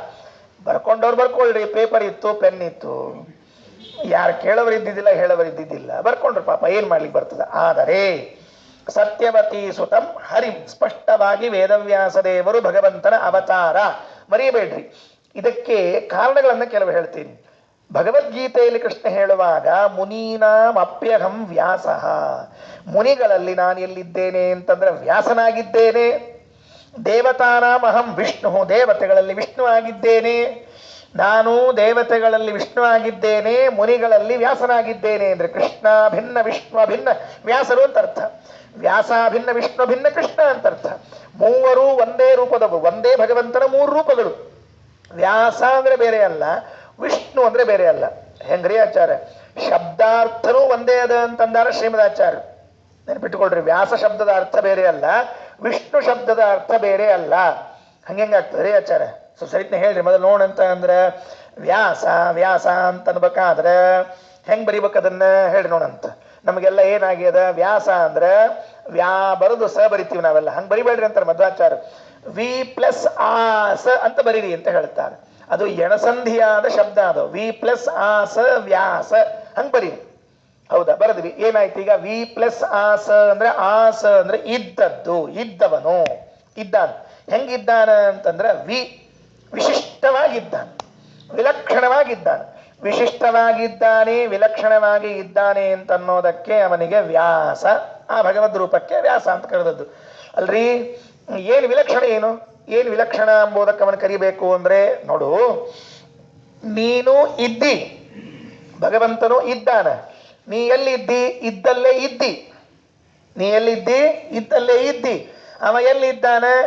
ಎಲ್ಲೆಲ್ಲಿ ಅದ ಅಲ್ಲಲ್ಲಿ ಇದ್ದಾನ. ಅದೇ ವಿಲಕ್ಷಣವಾಗಿರೋದು. ಅರ್ಥ ಆಯ್ತಾ? ವಿಶಿಷ್ಟವಾಗಿರೋದು ಅಂದ್ರೆ ಸ ಪೂರ್ವತಃ, ಸ ಪಶ್ಚಿಮತಃ, ಸ ಉತ್ತರತಃ, ಸ ದಕ್ಷಿಣತಃ, ಸ ಪ್ರತ್ಯಂಗ್ ಅವಾಂಗ್, ಎಲ್ಲ ಕಡೆಗಳಲ್ಲೂ ಇರೋದಕ್ಕೆ ವಿಶಿಷ್ಟವಾಗಿ ಇರೋದು ಅಂತಾರೆ. ಏನ್ರಿ ಆಚಾರ, ಮೊನ್ನೆ ಅಲ್ಲಿದ್ರಿ ಇವತ್ತು ಇಲ್ಲಿದ್ದೀರಿ, ಏನ್ರಿಪ್ಪ ನಿಮ್ಮ ಮಹಿಮಾ ತಿಳಿಯಂಗಿಲ್ಲ ಅಂತ ಇರ್ತಾರೆ. ಆಚಾರ ಅಲ್ಲಿದ್ದವರು ಇಲ್ಲಿದ್ರನ ಮಹಿಮಾ ತಿಳಿಯಂಗಿಲ್ಲ, ಇನ್ನು ಎಲ್ಲಾ ಕಡೆ ಇದ್ದವನ್ ಮಹಿಮಾ ಹೆಂಗೆ ತಿಳಿತದೆ ನಮಗೆ ದೇವ್ರದು? ಅದಕ್ಕೆ ದೇವರು ಎಲ್ಲಿದ್ದಾನೆ? ವಿಶಿಷ್ಟವಾಗಿ ಇದ್ದಾನೆ. ನಮ್ಮಂತೆ ಅಲ್ಲ. ನಾವೆಲ್ಲಿದ್ದೀವಿ? ಇಲ್ಲಿದ್ದೀವಿ ಅಂದ್ರೆ ಇಲ್ಲಿ ಮಾತ್ರ ಇದ್ದೀವಿ ವಿನಃ ಇನ್ನೊಂದು ಕಡೆಗೆ ಇಲ್ಲ. ದೇವರು ವಿಶಿಷ್ಟವಾಗಿ ಆಸ ಇದ್ದಾನೆ. ಅದಕ್ಕಾಗಿ ದೇವರಿಗೆ ವ್ಯಾಸ. ಮತ್ತೆ ವಿಷ್ಣು ಅಂದ್ರೆ ವಿಶಲ್ರು ವ್ಯಾಪ್ತವು ಅಂತ ಅರ್ಥ. ವ್ಯಾಪ್ತನಾಗಿ ಇದ್ದಾನೆ ಎಂಬುದಕ್ಕೆ ವಿಷ್ಣುವಿಗೆ ವಿಷ್ಣು ಅಂತ ಕರೀತಾರೆ. ಹಾಗಾದ್ರೆ ವ್ಯಾಸ ಅಂದ್ರೂ ವ್ಯಾಪ್ತನಾಗಿದ್ದವನು, ವಿಷ್ಣು ಅಂದ್ರೆ ವ್ಯಾಪ್ತನಾಗಿದ್ದವನು ಅಂತ ಅರ್ಥ. ಹೀಗಾಗಿ ವ್ಯಾಸ ಮತ್ತು ವಿಷ್ಣು ಶಬ್ದಗಳು ಒಂದರ್ಥದಲ್ಲಿ ಪರ್ಯಾಯ, ಬೇರೆ ಏನಿಲ್ಲ. ಇಲ್ಲ ಇದರ ಬದಲಿ ಅದನ್ನ ಹೇಳ್ರಿ, ಅದರ ಬದಲಿ ಇದನ್ನ ಹೇಳ್ರಿ ಅಂತ ತಿಳ್ಕೊಂಡು ನಮಗೇನ್ ಕಲ್ಪನೆ ಇದೆ ಅಂದ್ರೆ ವ್ಯಾಸ ಅಂತಂದ್ರೆ ವಿಭಾಗ ಮಾಡಿದವರು ಅಂತ ತಿಳ್ಕೊಂಡಿವಿ. ಹಳಿಯ ಅರ್ಥ ಎಷ್ಟು ದಿವಸ ಹಳಿಯ ಅರ್ಥ ಕೂಡ್ತೀರಿ, ಹೊಸ ಮನೆ ಕಟ್ಸ್ಕೊಳ್ರಿ ಅಂತಿರ್ತಾರಿಲ್ಲೋ ಬಾಡಿಗೆ ಮನೆ ಬಿಟ್ಟು, ಹಂಗ ಬೇರೆ ಅರ್ಥಕ್ಕೆ ಹೋಗ್ಬೇಕು. ಈಗ ಸತ್ಯವತಿ ಸುತಂ ಹರಿಂ ಪರಿಪೂರ್ಣ ಪ್ರಮತಿ ಸಮೈಕ್ಷತ ಮುನಿಮಂಡಲ ಮಧ್ಯವರ್ತಿನಂ ತ್ರಿಜಗನ್ಮಂಡಲ ಮಂಡನಾಗಿತಂ ಇಹ ಸತ್ಯವತಿ ಸುತಂ ಹರಿಂ ಪರಿಪೂರ್ಣ ಪ್ರಮತಿ ಸಮೈಕ್ಷತ. ಹೇಗೆ ಕೂತಿದ್ದಾರೆ? ವೇದಪೀಠ ವಿರಿಂಚಿ ಭವಶಕ್ರಾದಿಸುರ ವಿಜ್ಞಾನದಾಯಕ ಮೋದ ಚಿನ್ಮಯ ಗಾತ್ರ ಲೋಕ ಪವಿತ್ರ ಸುಚರಿತ್ರ ಛೇದ ಭೇದ ವಿಷಾದ ಕುಟಿಲಾಂತಾದಿ ಮಧ್ಯ ವಿದೂರ ಆದಾನಾದಿ ಕಾರಣ ಬಾದರಾಯಣ ಪಾಹಿ ಸತ್ರಾಣ. ವೇದಗಳನ್ನೇ ಪೀಠವನ್ನಾಗಿ ಮಾಡಿಕೊಂಡ್ಬಿಟ್ಟಾರೆ. ನಮ್ಮ ವೇದವ್ಯಾಸ ದೇವರ ಮಹಿಮಾ ಹೆಂಗದ ಅಂತಂದ್ರೆ ನಮಗೆಲ್ಲ ಕಟ್ಟಿಗೆ ಪೀಠ, ಸ್ವಲ್ಪ ಮುಂದೆ ಹೋದ್ರೆ ಕಬ್ಬಿಣದ ಪೀಠ, ಇನ್ನೊಂಚೂರು ಮುಂದೆ ಹೋದ್ರೆ ಪ್ಲಾಸ್ಟಿಕ್ ಪೀಠ. ದೇವರಿಗೆ ಆಸನಂ ಸಮರ್ಪಯಾಮಿ ಅಂತ ಇರ್ತೀವಲ್ಲ, ಈಗ ಕಲಿಯುಗದಾಗ ಪ್ಲಾಸ್ಟಿಕ್ ಪೀಠಂ ಸಮರ್ಪಯಾಮಿ. ಇದು ಚಲೋ ರೀ. ಇನ್ನು ಅದೇನೋ ಇದಕ್ಕೆ ಏನು ಹಾಕ್ಸಿರ್ತಾರಲ್ಲ ಬೆಳ್ಳಿದ ಹಂಗೆ ಹಾಕಿ ಕೊಟ್ಟಿರ್ತಾರೆ ನೋಡ್ರಿ, ಹಿಂದಿನ ಇರ್ತಲ್ಲ ವೈಟ್ ಮೆಟಲ್ ಪೀಠಂ ಸಮರ್ಪಯಾಮಿ. ಛೇ ಛೇ ಛೇ ಛೇ ಛೇ ಛೇ. ನಮಗ ಬೆಳ್ಳಿವ್ರಿ, ಬುಟ್ಟಿ ವಾಟಗ ಸೌಟು ಎಲ್ಲಾ ಬೆಳ್ಳಿವು. ಅವ್ನ ದೇವರಿಗೆ ಪೀಠ ಯಾವುದು ಅಂದ್ರೆ ವೈಟ್ ಮೆಟಲ್ ಪೀಠಂ ಸಮರ್ಪಯಾಮಿ. ಏನಾನಂದ್ರಿ ನಮ್ದೆಲ್ಲರ ಗೊತ್ತಿತ್ತು, ನಾವ್ ಹಿಂಗಿದ್ದೀವಿ ಅಂತ ಗೊತ್ತಿದ್ದ ದೇವರು ಉಡುಪಿ ಒಳಗೆ ರಜತ ಪೀಠದ ಮೇಲೆ ಕೂತ್ಬಿಟ್ಟಾನ್ರಿ ಅವ. ನೀವು ವೈಟ್ ಮೆಟಲ್ ಪೀಠ ಕೊಡ್ತೀರಿ ಅಂತ ಗೊತ್ತಿದ್ದು ಅವ ಮೊದಲೇ ರಜತ ಪೀಠದ ಮೇಲೆ ಕೂತ್ಬಿಟ್ಟಾನ ಅವ. ಅದಕ್ಕೆ ಅದು ರಜತ ಪೀಠ ಪುರ, ನಮ್ಮನಿ ವೈಟ್ ಮೆಟಲ್ ಪುರ ಅಷ್ಟೇ. ಅದಕ್ಕೆ ಮುನಿಮಂಡಲ ಮಧ್ಯವರ್ತಿನಂ ವೇದಪೀಠ ವಿರಿಂಚಿ ಭವಶಕ್ರಾದಿಸುರ ವಿಜ್ಞಾನದಾಯಕ ಮೋದ ಚಿನ್ಮಯ ಗಾತ್ರ ಲೋಕ ಪವಿತ್ರ ಸುಚರಿತ್ರ ಛೇದ ಭೇದ ವಿಷಾದ ಕುಟಿಲಾಂತಾದಿ ಮಧ್ಯ ಛೇದ ಭೇದ ವಿಷಾದ ಕುಟಿಲ ಆದಿ ಅಂತ್ಯ ಮಧ್ಯ ವಿದೂರ. ದೇವರಿಗೆ ದುಃಖ ವೇದವ್ಯಾಸ ರೂಪದಲ್ಲಿ ಪಾಪ ದುಃಖ ಪಟ್ಟಂತೆ ತೋರಿಸ್ಕೊಂಡ್ರು. ಅದೆಲ್ಲ ವಿವರಣೆ ಬರ್ತದೆ, ಮುಂದೆ ಹೇಳ್ತೀನಿ. ಒತ್ತು ಬಿಟ್ರಂತ, ಅಯ್ಯೋ ನನ್ನ ಮಗ ಬಿಟ್ಟುಂಟ ಅಂತ ಹತ್ತು ಬಿಟ್ರಂತ. ವಿಷಾದ, ಕುಟಿಲ, ಮೋಸ ಮಾಡೋದು, ಬುದ್ಧಿ ಇಲ್ಲ ದೇವರಿಗೆ, ವೇದವ್ಯಾಸ ದೇವರಿಗೆ. ಛೇದ, ಯಾರೋ ಬರ್ಕೊಂಡ್ರು, ವಾದರಾಜ ಸ್ವಾಮಿಗಳು ಒಂದು ಗ್ರಂಥನೇ ಬರೆದಾರ್ರಿ. ಏನ್ ಬರೆದ್ರು ಅಂದ್ರೆ, ಇಲ್ಲ ವೇದವ್ಯಾಸ ದೇವ್ರು ತೋಳು ಕತ್ತರಿಸ್ಬಿಟ್ರಂತ ರುದ್ರದೇವ್ರು ಬಂದು. ಯಾಕ ಅಂತಂದ್ರೆ ನಾರಾಯಣ ಸರ್ವೋತ್ತಮ ಅಂತಂದಿದ್ರು, ಅದಕ್ಕೆ ರುದ್ರದೇವರಿಗೆ ಸಹನ ಮಾಡ್ಲಿಕ್ಕೆ ಆಗ್ಲಿಲ್ಲ, ಅದಕ್ಕೆ ವ್ಯಾಸನ್ ತೋಳು ಕಟ್ ಮಾಡಿಬಿಟ್ರು ಅಂತ ವ್ಯಾಸನ್ ತೋಳು ಅಂತ ಒಂದು ಮೆರವಣಿಗೆ ಮಾಡ್ತಿರ್ತಾರೆ ಕೆಲವರು ಪಕ್ಷವಾಗ. ಅದಕ್ಕೆ ಜಗನ್ನಾಥದಾಸರಂದ್ರು ಛೇದ ಭೇದ ವಿಷಾದ ಕುಟಿಲ ಅಂತ ಆದಿ ಮಧ್ಯ ವಿದೂರ ಆದಾನಾದಿ ಕಾರಣ ಬಾದರಾಯಣ ಪಾಹಿ ಸತ್ರಾಣ. ಹೀಗೆ ವೇದವ್ಯಾಸ ದೇವರ ಅನುಸಂಧಾನವನ್ನು ಮಾಡ್ರಿ. ಅದು ಆಚಾರ್ಯರು ನೋಡಿದರಂತೆ. ಮತ್ತೆ 17ನೇ ಶ್ಲೋಕದಲ್ಲಿ ನಿಜಹತ್ ಕಮಲೇತಿ ನಿರ್ಮಲೇ ಸತತಂ ಸಾಧು ನಿಶಾಮಯನ್ನಪಿ ಅವಲೋಕ್ಯ ಪುನಃ ಪುನರ್ನವಂ ತಮಸೋ ವಿಸ್ಮಿತ ಇತ್ಯಚಿಂತಯತ್.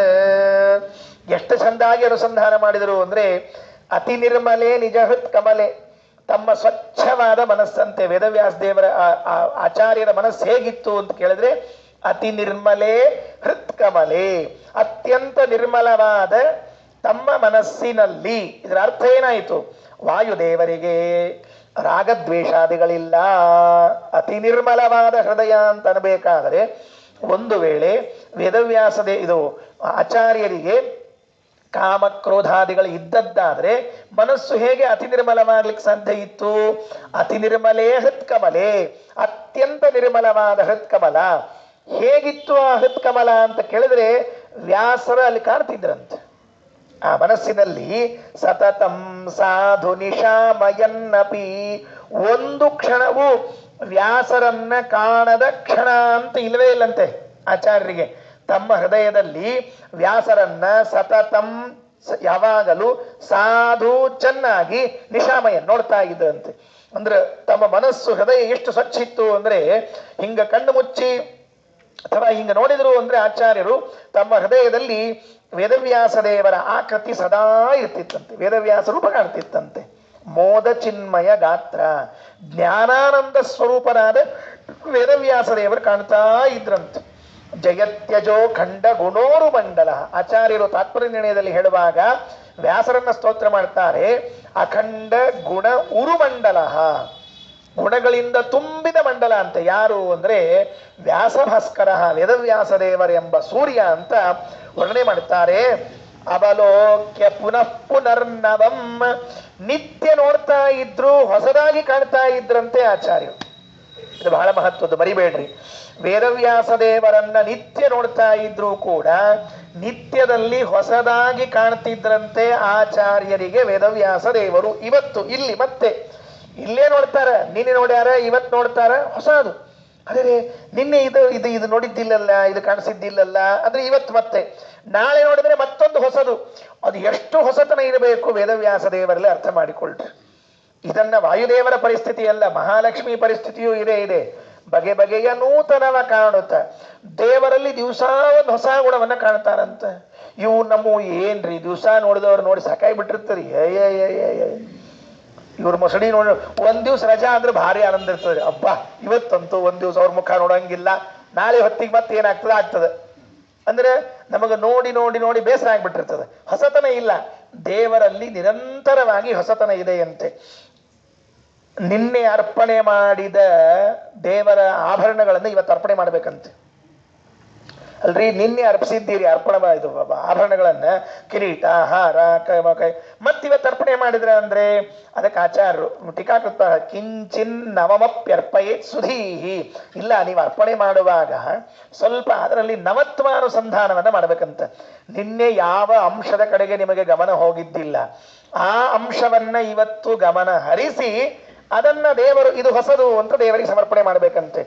ನಿನ್ನೆ ಹಾರನೇ ಕೊಳ್ಳ ಹಾಕಿದ್ದು ತೆಗೆದಿದ್ರಿ, ಅಭಿಷೇಕ ಆತು, ಮತ್ತೆ ಅದು ಹಾಕ್ಲಿಕ್ಕತ್ತೀರಿ, ದೇವರಿಗೆ ಹಳಿದು ಹಾಕೋದೇನು? ನಿರ್ಮಾಲ್ಯ ಅಂದ್ರೆ ಅಲ್ಲಲ್ಲ, ನಿನ್ನೆ ಹಾಕಿದ ಹಾರ ಬೇರೆ, ಇವತ್ತು ಹಾಕಿದ ಹಾರವೇ ಬೇರೆ ಅಂತ ಅನುಸಂಧಾನ ಮಾಡಿ ನಿತ್ಯ ಹೊಸ ಹಾಕ್ಬೇಕಂತ ದೇವರಿಗೆ. ನಿತ್ಯ ವಸ್ತ್ರ ಉಡಿಸ್ಬೇಕ್ರಿ ದೇವರಿಗೆ ಹೊಸದು.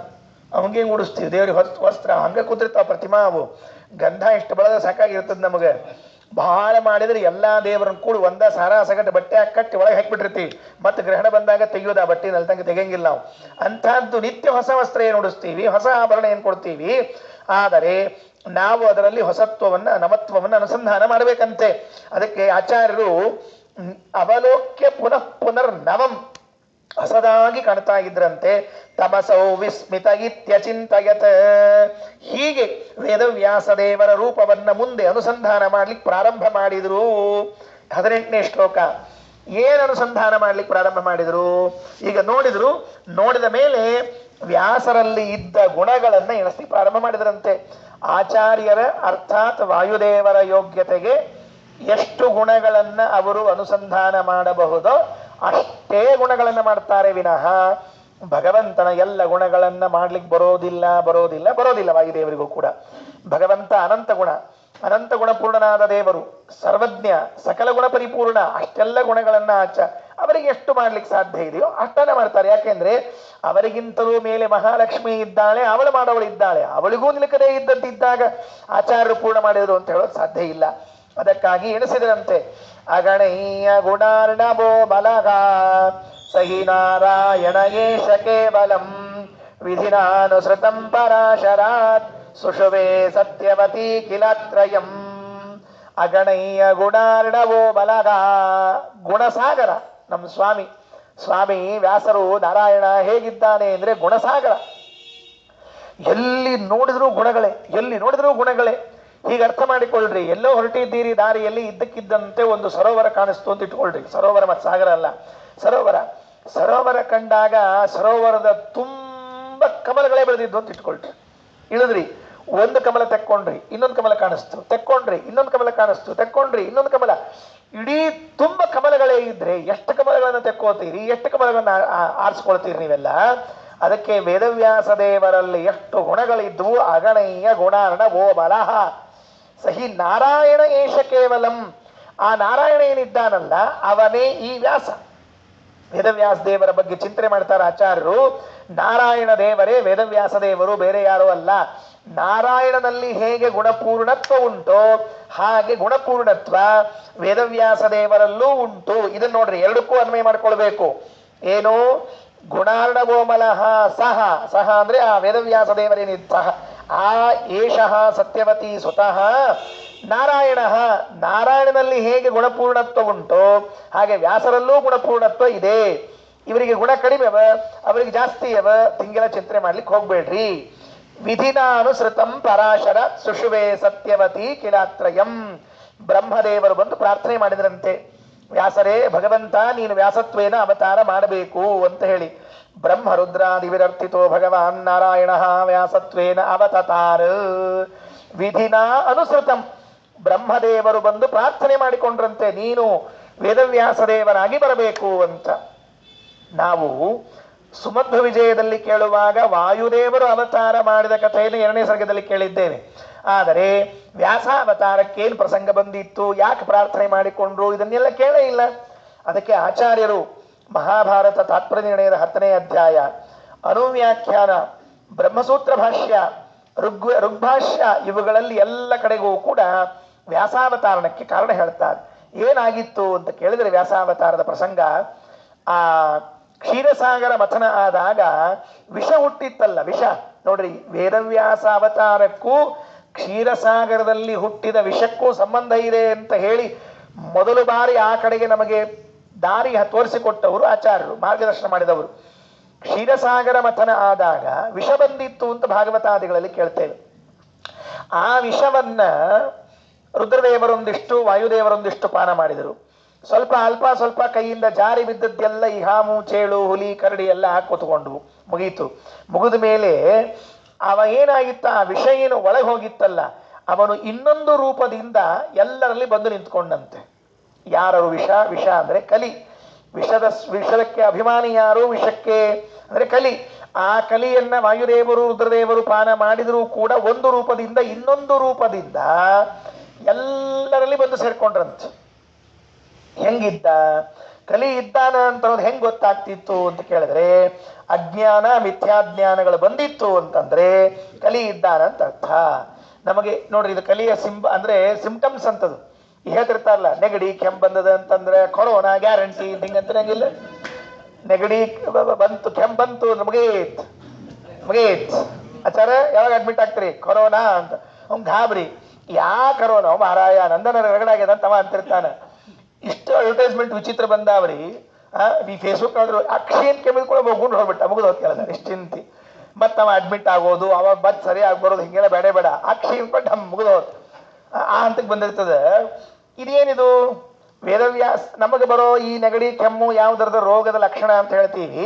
ಹಂಗ ಕಲಿ ನಮ್ಮಲ್ಲಿ ಇದ್ದಾನ ಅಂತ ಹೇಳೋದು ರೋಗದ ಲಕ್ಷಣ ಯಾವುದು ಅಂದ್ರೆ, ಅಜ್ಞಾನ ಬಂದಿತ್ತು ಅಂದ್ರೆ ಮುಗೀತು.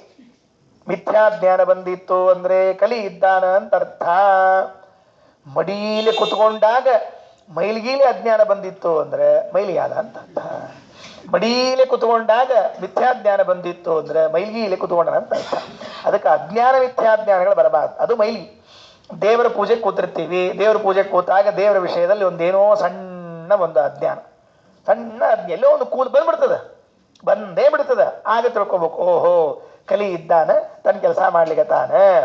ಆಗ ವಾಯುದೇವರ ಸ್ಮರಣೆ ಮಾಡ್ರಿ. ವಾಯುದೇವರ ಸ್ಮರಣೆ ಮಾಡಿದ್ರಿ ಅಂದ್ರೆ ಕಲಿ ಹೋಗ್ತಾನೆ, ಇಲ್ಲದೆ ಇದ್ರೆ ಹೋಗೋದಿಲ್ಲ. ಯಾಕೆ? ಶಾಲಿಗ್ರಾಮದೊಳಗೆ ಮತ್ತೆ ಕಲಿ ಇದ್ದಾನ ಅಂತ ಹೇಳ್ತಿರ್ತಾರಲ್ಲ ಒಂದು ಕಥೆಯನ್ನ. ಶಾಲಿಗ್ರಾಮ ಶಿಲಾಯಾಂತೋ ವಸಂತಂ ಕಲಿ ಮೋಜಸ ಭೀಮಸೇನ ಮಹಾಬಾಹೋ ಉಚ್ಚಾಟಯ.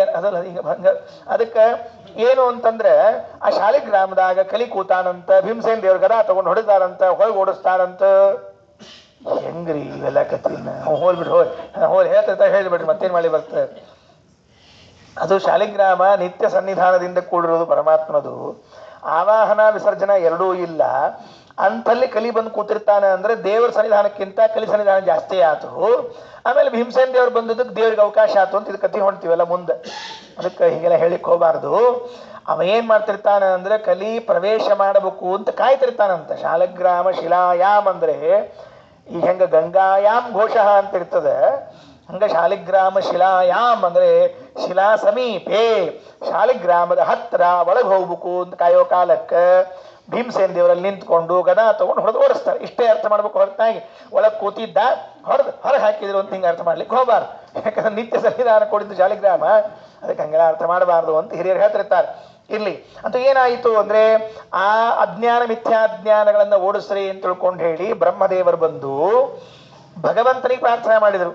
ಆಯಿತು ಅಂತ ಭಗವಂತ ನಾನು ಅವತಾರ ಮಾಡಿ ಬಂದು ನಿಮ್ಮೆಲ್ಲರ ಅಜ್ಞಾನ ಮಿಥ್ಯಾಜ್ಞಾನ ಪರಿಹಾರ ಮಾಡ್ತೇನೆ. ಬ್ರಹ್ಮದೇವರಿಗೆ ಅಲ್ಲ, ಬ್ರಹ್ಮದೇವರಿಗೆ ಸರ್ವಾತ್ಮನ ಅಜ್ಞಾನ ಸರ್ವಾತ್ಮನ ಮಿಥ್ಯಾಜ್ಞಾನ ಇಲ್ಲ ಎಂದೆಂದೆಂದೂ ತಿಳಿಬೇಡ್ರಿ. ವಾಯುದೇವರಿಗೆ, ಬ್ರಹ್ಮದೇವರಿಗೆ, ಭಾರತಿ ಸರಸ್ವತಿಯರಿಗೆ, ಮಹಾಲಕ್ಷ್ಮೀ ದೇವಿಯರಿಗೆ ಎಂದೂ ಅಜ್ಞಾನ ಬರೋದಿಲ್ಲ, ಎಂದೂ ಮಿಥ್ಯಾಜ್ಞಾನ ಬರೋದಿಲ್ಲ. ತಪ್ಪಿ ತಿಳಿಬಾರ್ದು, ಮರ್ತೂ ತಿಳಿಲಿಕ್ಕೆ ಹೋಗಬಾರ್ದು ಅಂತಹದ್ದು. ಉಳಿದವರೆಲ್ಲರೂ ಗರುಡಶೇಷಾದಿಗಳನ್ನು ಹಿಡಿದುಕೊಂಡು ಎಲ್ಲರಿಗೂ ಕೂಡ ನಮಗಂತರೂ ಝಳಝಳ ಸ್ಪಷ್ಟವಾಗಿ ಅಜ್ಞಾನ, ಸ್ಪಷ್ಟವಾಗಿ ಮಿಥ್ಯಾಜ್ಞಾನ. ಝಳಝಳ ಕಾಣಿಸ್ತಾರ ಆಚಾರ ಅಂತಿರ್ತಾರಲ್ಲ, ಹಂಗ ಝಳಝಳ ಮಿಥ್ಯಾಜ್ಞಾನ, ಝಳಝಳ ಅಜ್ಞಾನ ಹಿಂಗ ನಮಗಿರ್ತದ. ಎಂದೂ ವಾಯುದೇವರಿಗೆ, ಭಾರತೀ ಸರಸ್ವತಿ 5 ಮಂದಿ ನೋಡ್ರಿ, ಒಟ್ಟ 5 ಮಂದಿ ಏನಿದ್ದಾರೆ ಅವ್ರಿಗೆ ಎಂದೆಂದೆಂದೆಂದೂ ಬರುವುದಿಲ್ಲ. ಅಂತಹದ್ದು ಉಳಿದವರಿಗೆಲ್ಲರಿಗೂ ಕೂಡ ಅಜ್ಞಾನ ಮಿಥ್ಯಾಜ್ಞಾನ ಪರಿಹಾರ ಮಾಡಬೇಕು ಅಂತ ಹೇಳಿ ಬ್ರಹ್ಮದೇವರು ಪ್ರಾರ್ಥನೆ ಮಾಡಿಕೊಂಡ್ರು. ವಿಧಿನ ಅನುಸೃತಂ ಬ್ರಹ್ಮದೇವರು ಪ್ರಾರ್ಥನೆ ಮಾಡಿದಾಗ ಎಲ್ಲಿ ಹುಟ್ಟಿದ್ರು? ಪರಾಶರಾತ್, ಪರಾಶರ ಮುನಿಗಳಿಂದ, ಪರಾಶರರಿಂದ ಸುಷುವೆ ಸತ್ಯವತಿ, ಸತ್ಯವತಿ ವೇದವ್ಯಾಸ ದೇವರನ್ನ ಹಡದ್ದು. ಅತ್ರ ಕಿಲ ಎಂ ಏನು ಅನಂದರೆ ಎಲ್ಲಾದರೂ ಈ ಭೂಮಿಯಲ್ಲಿ ವೇದವ್ಯಾಸ ದೇವರ ಅವತಾರ ಆದಾಗ ಆ ವೇದವ್ಯಾಸ ದೇವರ ಮಹಿಮೆಯನ್ನು ವರ್ಣನೆ ಮಾಡ್ತಾರೆ. ವೇದಗಳನ್ನು ಉಚ್ಚಾರಣೆ ಮಾಡ್ತಾ ಶಂಖಚಕ್ರಾದಿಗಳನ್ನು ಹಿಡಿದುಕೊಂಡು ಯಜ್ಞೋಪವೀತವನ್ನು ಹಾಕೊಂಡು ಎಲ್ಲ ತಯಾರಾಗಿ ಅವತಾರ ಆಗಿಬಿಟ್ಟಿದ್ರಂತೆ. ಮತ್ತೆ ಅವತಾರ ಆದ್ಮೇಲೆ ನಾಳೆ ಮುಂಜ್ವಿ ಜವಳ ಹಿಂಗೆ ಖರ್ಚು ಪರ್ಚು ಹಂಗೇನು ಇದ್ದಿದ್ದೇ ಇಲ್ಲ. ಸೀದಾ ಅಷ್ಟು ಒಮ್ಮೆ ತಯಾರಿ ಮಾಡ್ಕೊಂಡ ಬಂದ್ಬಿಡೋದು. ಹಿಂಗ ಕೆಲವರು ಮುಂಜಿ ಮಾಡ್ಕೊಂಡು ಹುಟ್ಬಿಟ್ಟಾರೆ, ಕೆಲವರು ಮದುವೆ ಮಾಡ್ಕೊಂಡು ಹುಟ್ಬಿಟ್ಟಾರ. ಅಪ್ಪ ಅಮ್ಮ ಭಾರಿ ಆನಂದ, ಹಿಂಗ ಹುಡುಗರು ಹುಟ್ಟಿರ್ಬೇಕು, ನಮಗೆ ಖರ್ಚಿರಂಗಿಲ್ಲ ಬಿಡಂಗಿಲ್ಲ, ಹೊರ ಹುಡ್ಕೋದೇ ಕುಳಿತದೆ ಅಂತಕೊಂಡು ಹೇಳಿ. ಯಾರು? ಶತರೂಪಾದೇವಿ ವೈವಸ್ವತಮನು, ಅದು ಸ್ವಯಂಭೂಮನು, ಸ್ವಯಂಭೂಮನು ಮತ್ತು ಶತರೂಪಾದೇವಿ ಗಂಡ ಹೆಂಡತಿ ಇಬ್ಬರು ಒಟ್ಟಿಗೆ ಬಂದ್ಬಿಟ್ರು. ಮುದೇವಾಯ್ತು, ಏನ್ ಚಿಂತಿಲ್ಲ. ಪೃಥು ಮಹಾರಾಜ, ಅರ್ಚಿ ಗಂಡ ಹೆಂಡತಿ ಹಿಂಗ ಹುಟ್ಟಿನ ಜೊತೆ ಜೊತೆ ಹುಡುಗು ಬಂದ್ಬಿಡ್ಬೇಕ್ರಿ. ಲಗ್ನದ ಖರ್ಚು, ಮದುವೆ ಖರ್ಚು, ಮುಂಜಾನೆ ಎಲ್ಲ ಉಳಿತಾವ. ಸುಳ್ಳ ಇಲ್ಲ ಅಂದ್ರೆ ಮೈ ಮೇಲೆ ವ್ಯಾಪಾರ. ಅದಕ್ಕೆ ಸುಷುವೆ ಸತ್ಯವತಿ ಕಿಲ ಅತ್ರಯಂ, ವೇದವ್ಯಾಸ ದೇವರು ಸತ್ಯವತಿ ದೇವಿಯಲ್ಲಿ ಹುಟ್ಟಿ ಬಂದಿದ್ದಾರೆ ಅಂತ ಮೊದಲು ಹೇಳಿದರು. ಇಷ್ಟು ಹೇಳಿದ ಮೇಲೆ ಈಗ 19ನೇ ಶ್ಲೋಕದಲ್ಲಿ ವೇದವ್ಯಾಸ ದೇವರಾಗಿ ಬಂದು ಮಾಡಿದ ಕೆಲಸಗಳೇನು ಅಂತ ಹೇಳ್ತಾರೆ. ಒಂದು 19ನೇ ಶ್ಲೋಕ ನೋಡ್ರಿ ಎಷ್ಟು ಚೆನ್ನಾಗಿದೆ. ಮೊದಲು ಏನ್ ಮಾಡಿದ್ರು ಅಂದ್ರೆ ವೇದಗಳ ವಿಭಾಗ ಮಾಡಿದ್ರು ಅಂತ ಹೇಳ್ತಾರೆ. ದೊಡ್ಡ ಕೆಲಸ ಇದು. ಇದರ ಬಗ್ಗೆ ಒಂದು 5 ನಿಮಿಷ ಹೇಳ್ತೀನಿ. ವೇದ ವಿಭಾಗದ ಬಗ್ಗೆ ಒಂದು 5 ನಿಮಿಷ ಹೇಳ್ತೀನಿ. ನಿಮಗೆ ನಿಮಗೆ ತಿಳ್ಕೊಳ್ಬೇಕು, ನೀವು ತಿಳಿಬೇಕು ಅಂತ ನನ್ನ ಅಪೇಕ್ಷೆ ಇದೆ, ಹೇಳ್ತೀನಿ. ಧವಲೇಸ್ಯ ವನಃಪಯೋನಿಧೌ ಸದನುಕ್ರೋಶ ಗಿರೀಂದ್ರ ಲೋಲಿತೆ ಪ್ರಕಟೀ ಭವತಿ ಸ್ಮ ಸುಂದರಿ ದೈತಾ ದೈತ್ಯರಿಪೋಸ್ತ್ರಯೀ ಮಯೀ. ವೇದಕ್ಕೆ ಪಂಡಿತಾಚಾರ್ಯರು ಕೊಟ್ಟ ಹೆಸರು ಸುಂದರಿ. ಸುಂದರಿ ಅಂತಕ್ಕೆ ವೇದಕ್ಕೆ ಹೆಸರು ಭಾಳ ಚಂದದ ನೋಡ್ರಿ. ಸುಂದರಿ, ಸುಂದರಿ ಅಂದ್ರೆ ಸ್ತ್ರೀ. ಸುಂದರಿ ಎಂಬ ಶಬ್ದಕ್ಕೆ ಸ್ತ್ರೀ ಅಂತ ಕರೀತಾರೆ. ಇರ್ಲಿ, ಸುಂದರಿ. ವೇದ ಹೆಂಗಿತ್ತು ಅಂದ್ರೆ ವೇದವ್ಯಾಸ ದೇವರ ಮನಸ್ಸಿನಿಂದ ಆವಿರ್ಭಾವಗೊಂಡಿತು ಅಂತ ಹೇಳ್ತಾರೆ. ಅದು ಒಂದು ಚಂದದ. ಎಷ್ಟು ಚಂದ ದೃಷ್ಟಾಂತ ಕೊಟ್ಟಿದ್ದಾನೆ ಅಂದ್ರೆ ಧವಳೆ ಅಸ್ಯ ಮನಃಪಯೋನಿಧೌ. ಧವಳವಾದ ಅಂದ್ರೆ ನಿರ್ಮಲವಾದ ವೇದವ್ಯಾಸ ದೇವರ ಮನಸ್ಸೆಂಬ ಪಯೋನಿಧಿ ಅಂದ್ರೆ ಹಾಲಿನ ಸಾಗರ. ವೇದವ್ಯಾಸ ದೇವರ ಮನಸ್ಸೆಂಬ ಹಾಲಿನ ಸಾಗರದಲ್ಲಿ ಯಾವಾಗ್ಲೂ ಮಥನ ಮಾಡೋದು ಹಾಲಿನ ಸಾಗರಕ್ಕೆ. ಉಪ್ಪಿನ ಸಾಗರದ ಮಥನ ಮಾಡ್ಲಿಕ್ಕೆ ಬರಂಗಿಲ್ಲ. ಉಪ್ಪಿನ ಸಾಗರದ ಮಥನ ಮಾಡಿದ್ರೆ ಬರೋದೇನು 1 ಕಿಲೋ ಟಾಟಾ ಸಾಲ್ಟ್, ಬೇರೆ ಇನ್ನೇನು ಬರೋದಿಲ್ಲ. ಅದಕ್ಕೆ ಉಪ್ಪಿನ ಸಮುದ್ರವನ್ನ ಎಂದೆಂದು ಮಥನ ಮಾಡ್ಲಿಕ್ಕೆ ಹೋಗಬಾರ್ದು. ಹಾಲಿನ ಸಮುದ್ರ ಮಥನ ಮಾಡಿದ್ರೆ 1 ಕಿಲೋ ಅಮೂಲ್ ಬೆಣ್ಣೆ ಬರ್ತದೆ. ಅದಕ್ಕೆ ಆಚಾರ್ಯ ನೀವು ಆ ಕಂಪನಿ ತಗೋತಿರಲ್ಲ, ಬಹಳ ಬಾಯಲ್ಲಿ ಬರ್ಲಿಕ್ಕೆ. ಅದಕ್ಕೆ ಹಾಲಿನ ಸಾಗರವನ್ನ ಮಥನ ಮಾಡಬೇಕೇ ವಿನಃ ಮತ್ತೆ ಉಪ್ಪಿನ ಸಾಗರ ಅಲ್ಲ. ಧವಳ ಎಷ್ಟು ಚಂದ ಇತ್ತು ಅಂದ್ರೆ ಕ್ಷೀರಸಾಗರವನ್ನ ಅಕಸ್ಮಾತ್ ನೀವು ಅನುಸಂಧಾನ ಮಾಡ್ಲಿಕ್ಕೆ ಆಗ್ತಿತ್ತು ಅಂದ್ರೆ, ಕಲ್ಪನೆ ಮಾಡಿಕೊಳ್ಳಿಕ್ಕೆ ಆಗ್ತಿದ್ರೆ ವೇದವ್ಯಾಸ ದೇವರ ಮನಸ್ಸು ಅಷ್ಟು ಚಂದ ಇತ್ತಂತೆ. ಧವಲೇಸ್ಯ ಮನಪ್ಪಯೋ ನಿಧೋ ಸದನುಕ್ರೋಶ ಗಿರೀಂದ್ರ ಲೋಲಿತೆ. ಒಂದು ಬೆಟ್ಟ ಇಟ್ಟಿದ್ರಂತಲ್ಲಿ, ಅಲ್ಲಿ ಮಂದರ ಪರ್ವತ ಇಟ್ಟಿದ್ರು. ಇಲ್ಲಿ ಯಾವ್ದು ಇಟ್ಟಿದ್ರು ಅಂದ್ರೆ ಸಜ್ಜನರ ಮೇಲಿನ ಕಾರುಣ್ಯವೆಂಬ ಪರ್ವತ ಅಂತೆ. ಸಜ್ಜನರ ಮೇಲಿನ ಕಾರುಣ್ಯ ಎಂಬುದೇ ಒಂದು ಬೆಟ್ಟ. ಬೆಟ್ಟದಷ್ಟು ಕಾರುಣ್ಯ ಇತ್ತು ಅಂತ ಅರ್ಥ ಅದಕ್ಕೆ ನಮ್ಮ ಮೇಲೆ ವೇದವ್ಯಾಸ ದೇವರಿಗೆ. ನೋಡ್ರಿ ಎಷ್ಟು ಚಂದ ಹೇಳಿದ್ದಾರೆ ಪಂಡಿತಾಚಾರ್ಯ ಹೇಳುವಾಗ, ಸದನುಕ್ರೋಶ ಗಿರೀಂದ್ರ ಲೋಲಿತೆ, ಸಜ್ಜನರ ಮೇಲಿನ ಕಾರುಣ್ಯವೆಂಬ ಬೆಟ್ಟ ಇಟ್ಟು ಕಳೆದ್ರು ಅಂತ. ಉಲ್ಟಾ ಮಾಡಿಬಿಡ್ರಿ, ಸಜ್ಜನರ ಮೇಲೆ ವೇದವ್ಯಾಸದೇವರ ಕಾರುಣ್ಯ ಎಷ್ಟಿದೆ, ಬೆಟ್ಟದಷ್ಟಿದೆ ಅನ್ನೋದಕ್ಕೆ ನಮಗಿಷ್ಟು ಗ್ರಂಥಗಳನ್ನು ಕೊಟ್ಟಿದ್ದಾರೆ. ಇಲ್ಲದೇ ಇನ್ಯಾರು ಕೊಡ್ತಿದ್ರು? ಲೋಲಿತೆ, ಅದನ್ನು ಹಿಂಗೆ ಮಾಡಿದ್ರು.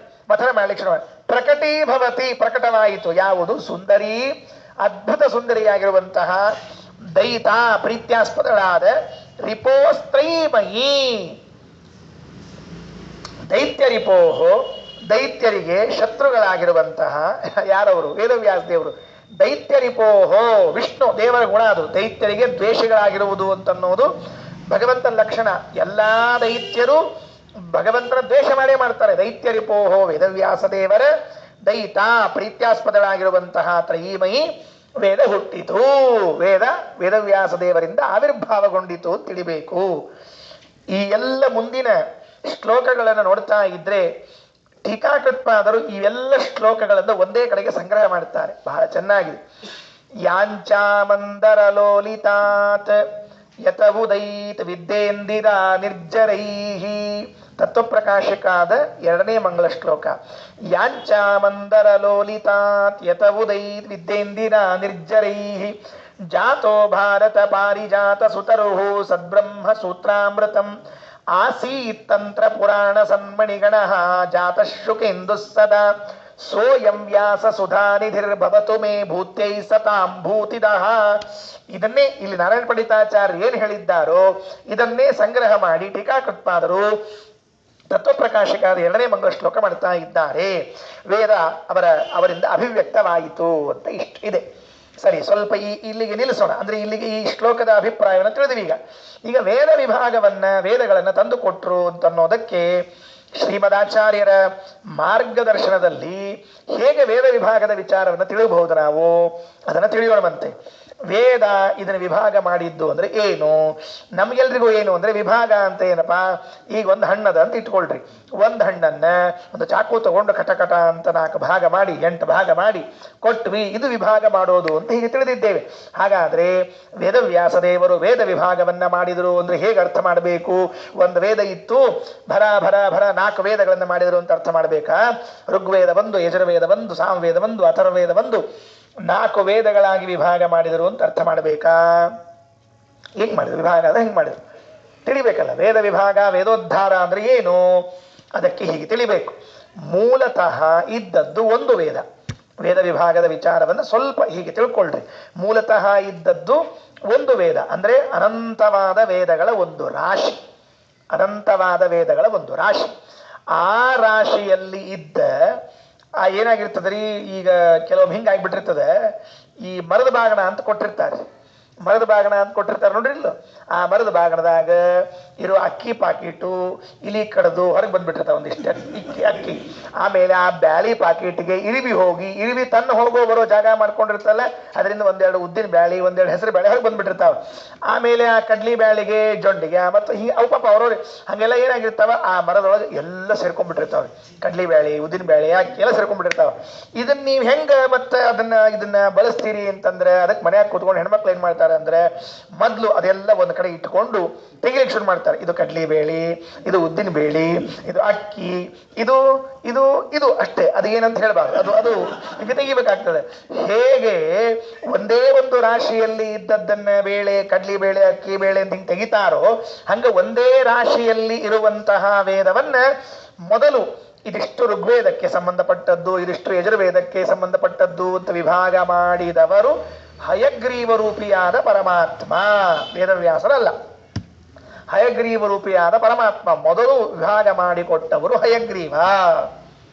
ಅಸ್ಯ ಭೂತಸ್ಯ ಮಹತೋ ನಿಶ್ವಸಿತಮೇತತ್ ಯದೃಗ್ವೇದಂ ಯಜುರ್ವೇದಂ ಅಥರ್ವೇದಂ ಸಾಮವೇದಂ ಇತಿ ಅಂತ ಹೇಳಿ ಬೃಹದಾರಣ್ಯಕದಲ್ಲಿ ಹೇಳುವಾಗ 4 ವಿಭಾಗವನ್ನ ಮಾಡಿಕೊಟ್ಟವರು ಹಯಗ್ರೀವ ರೂಪಿಯಾದ ಪರಮಾತ್ಮ.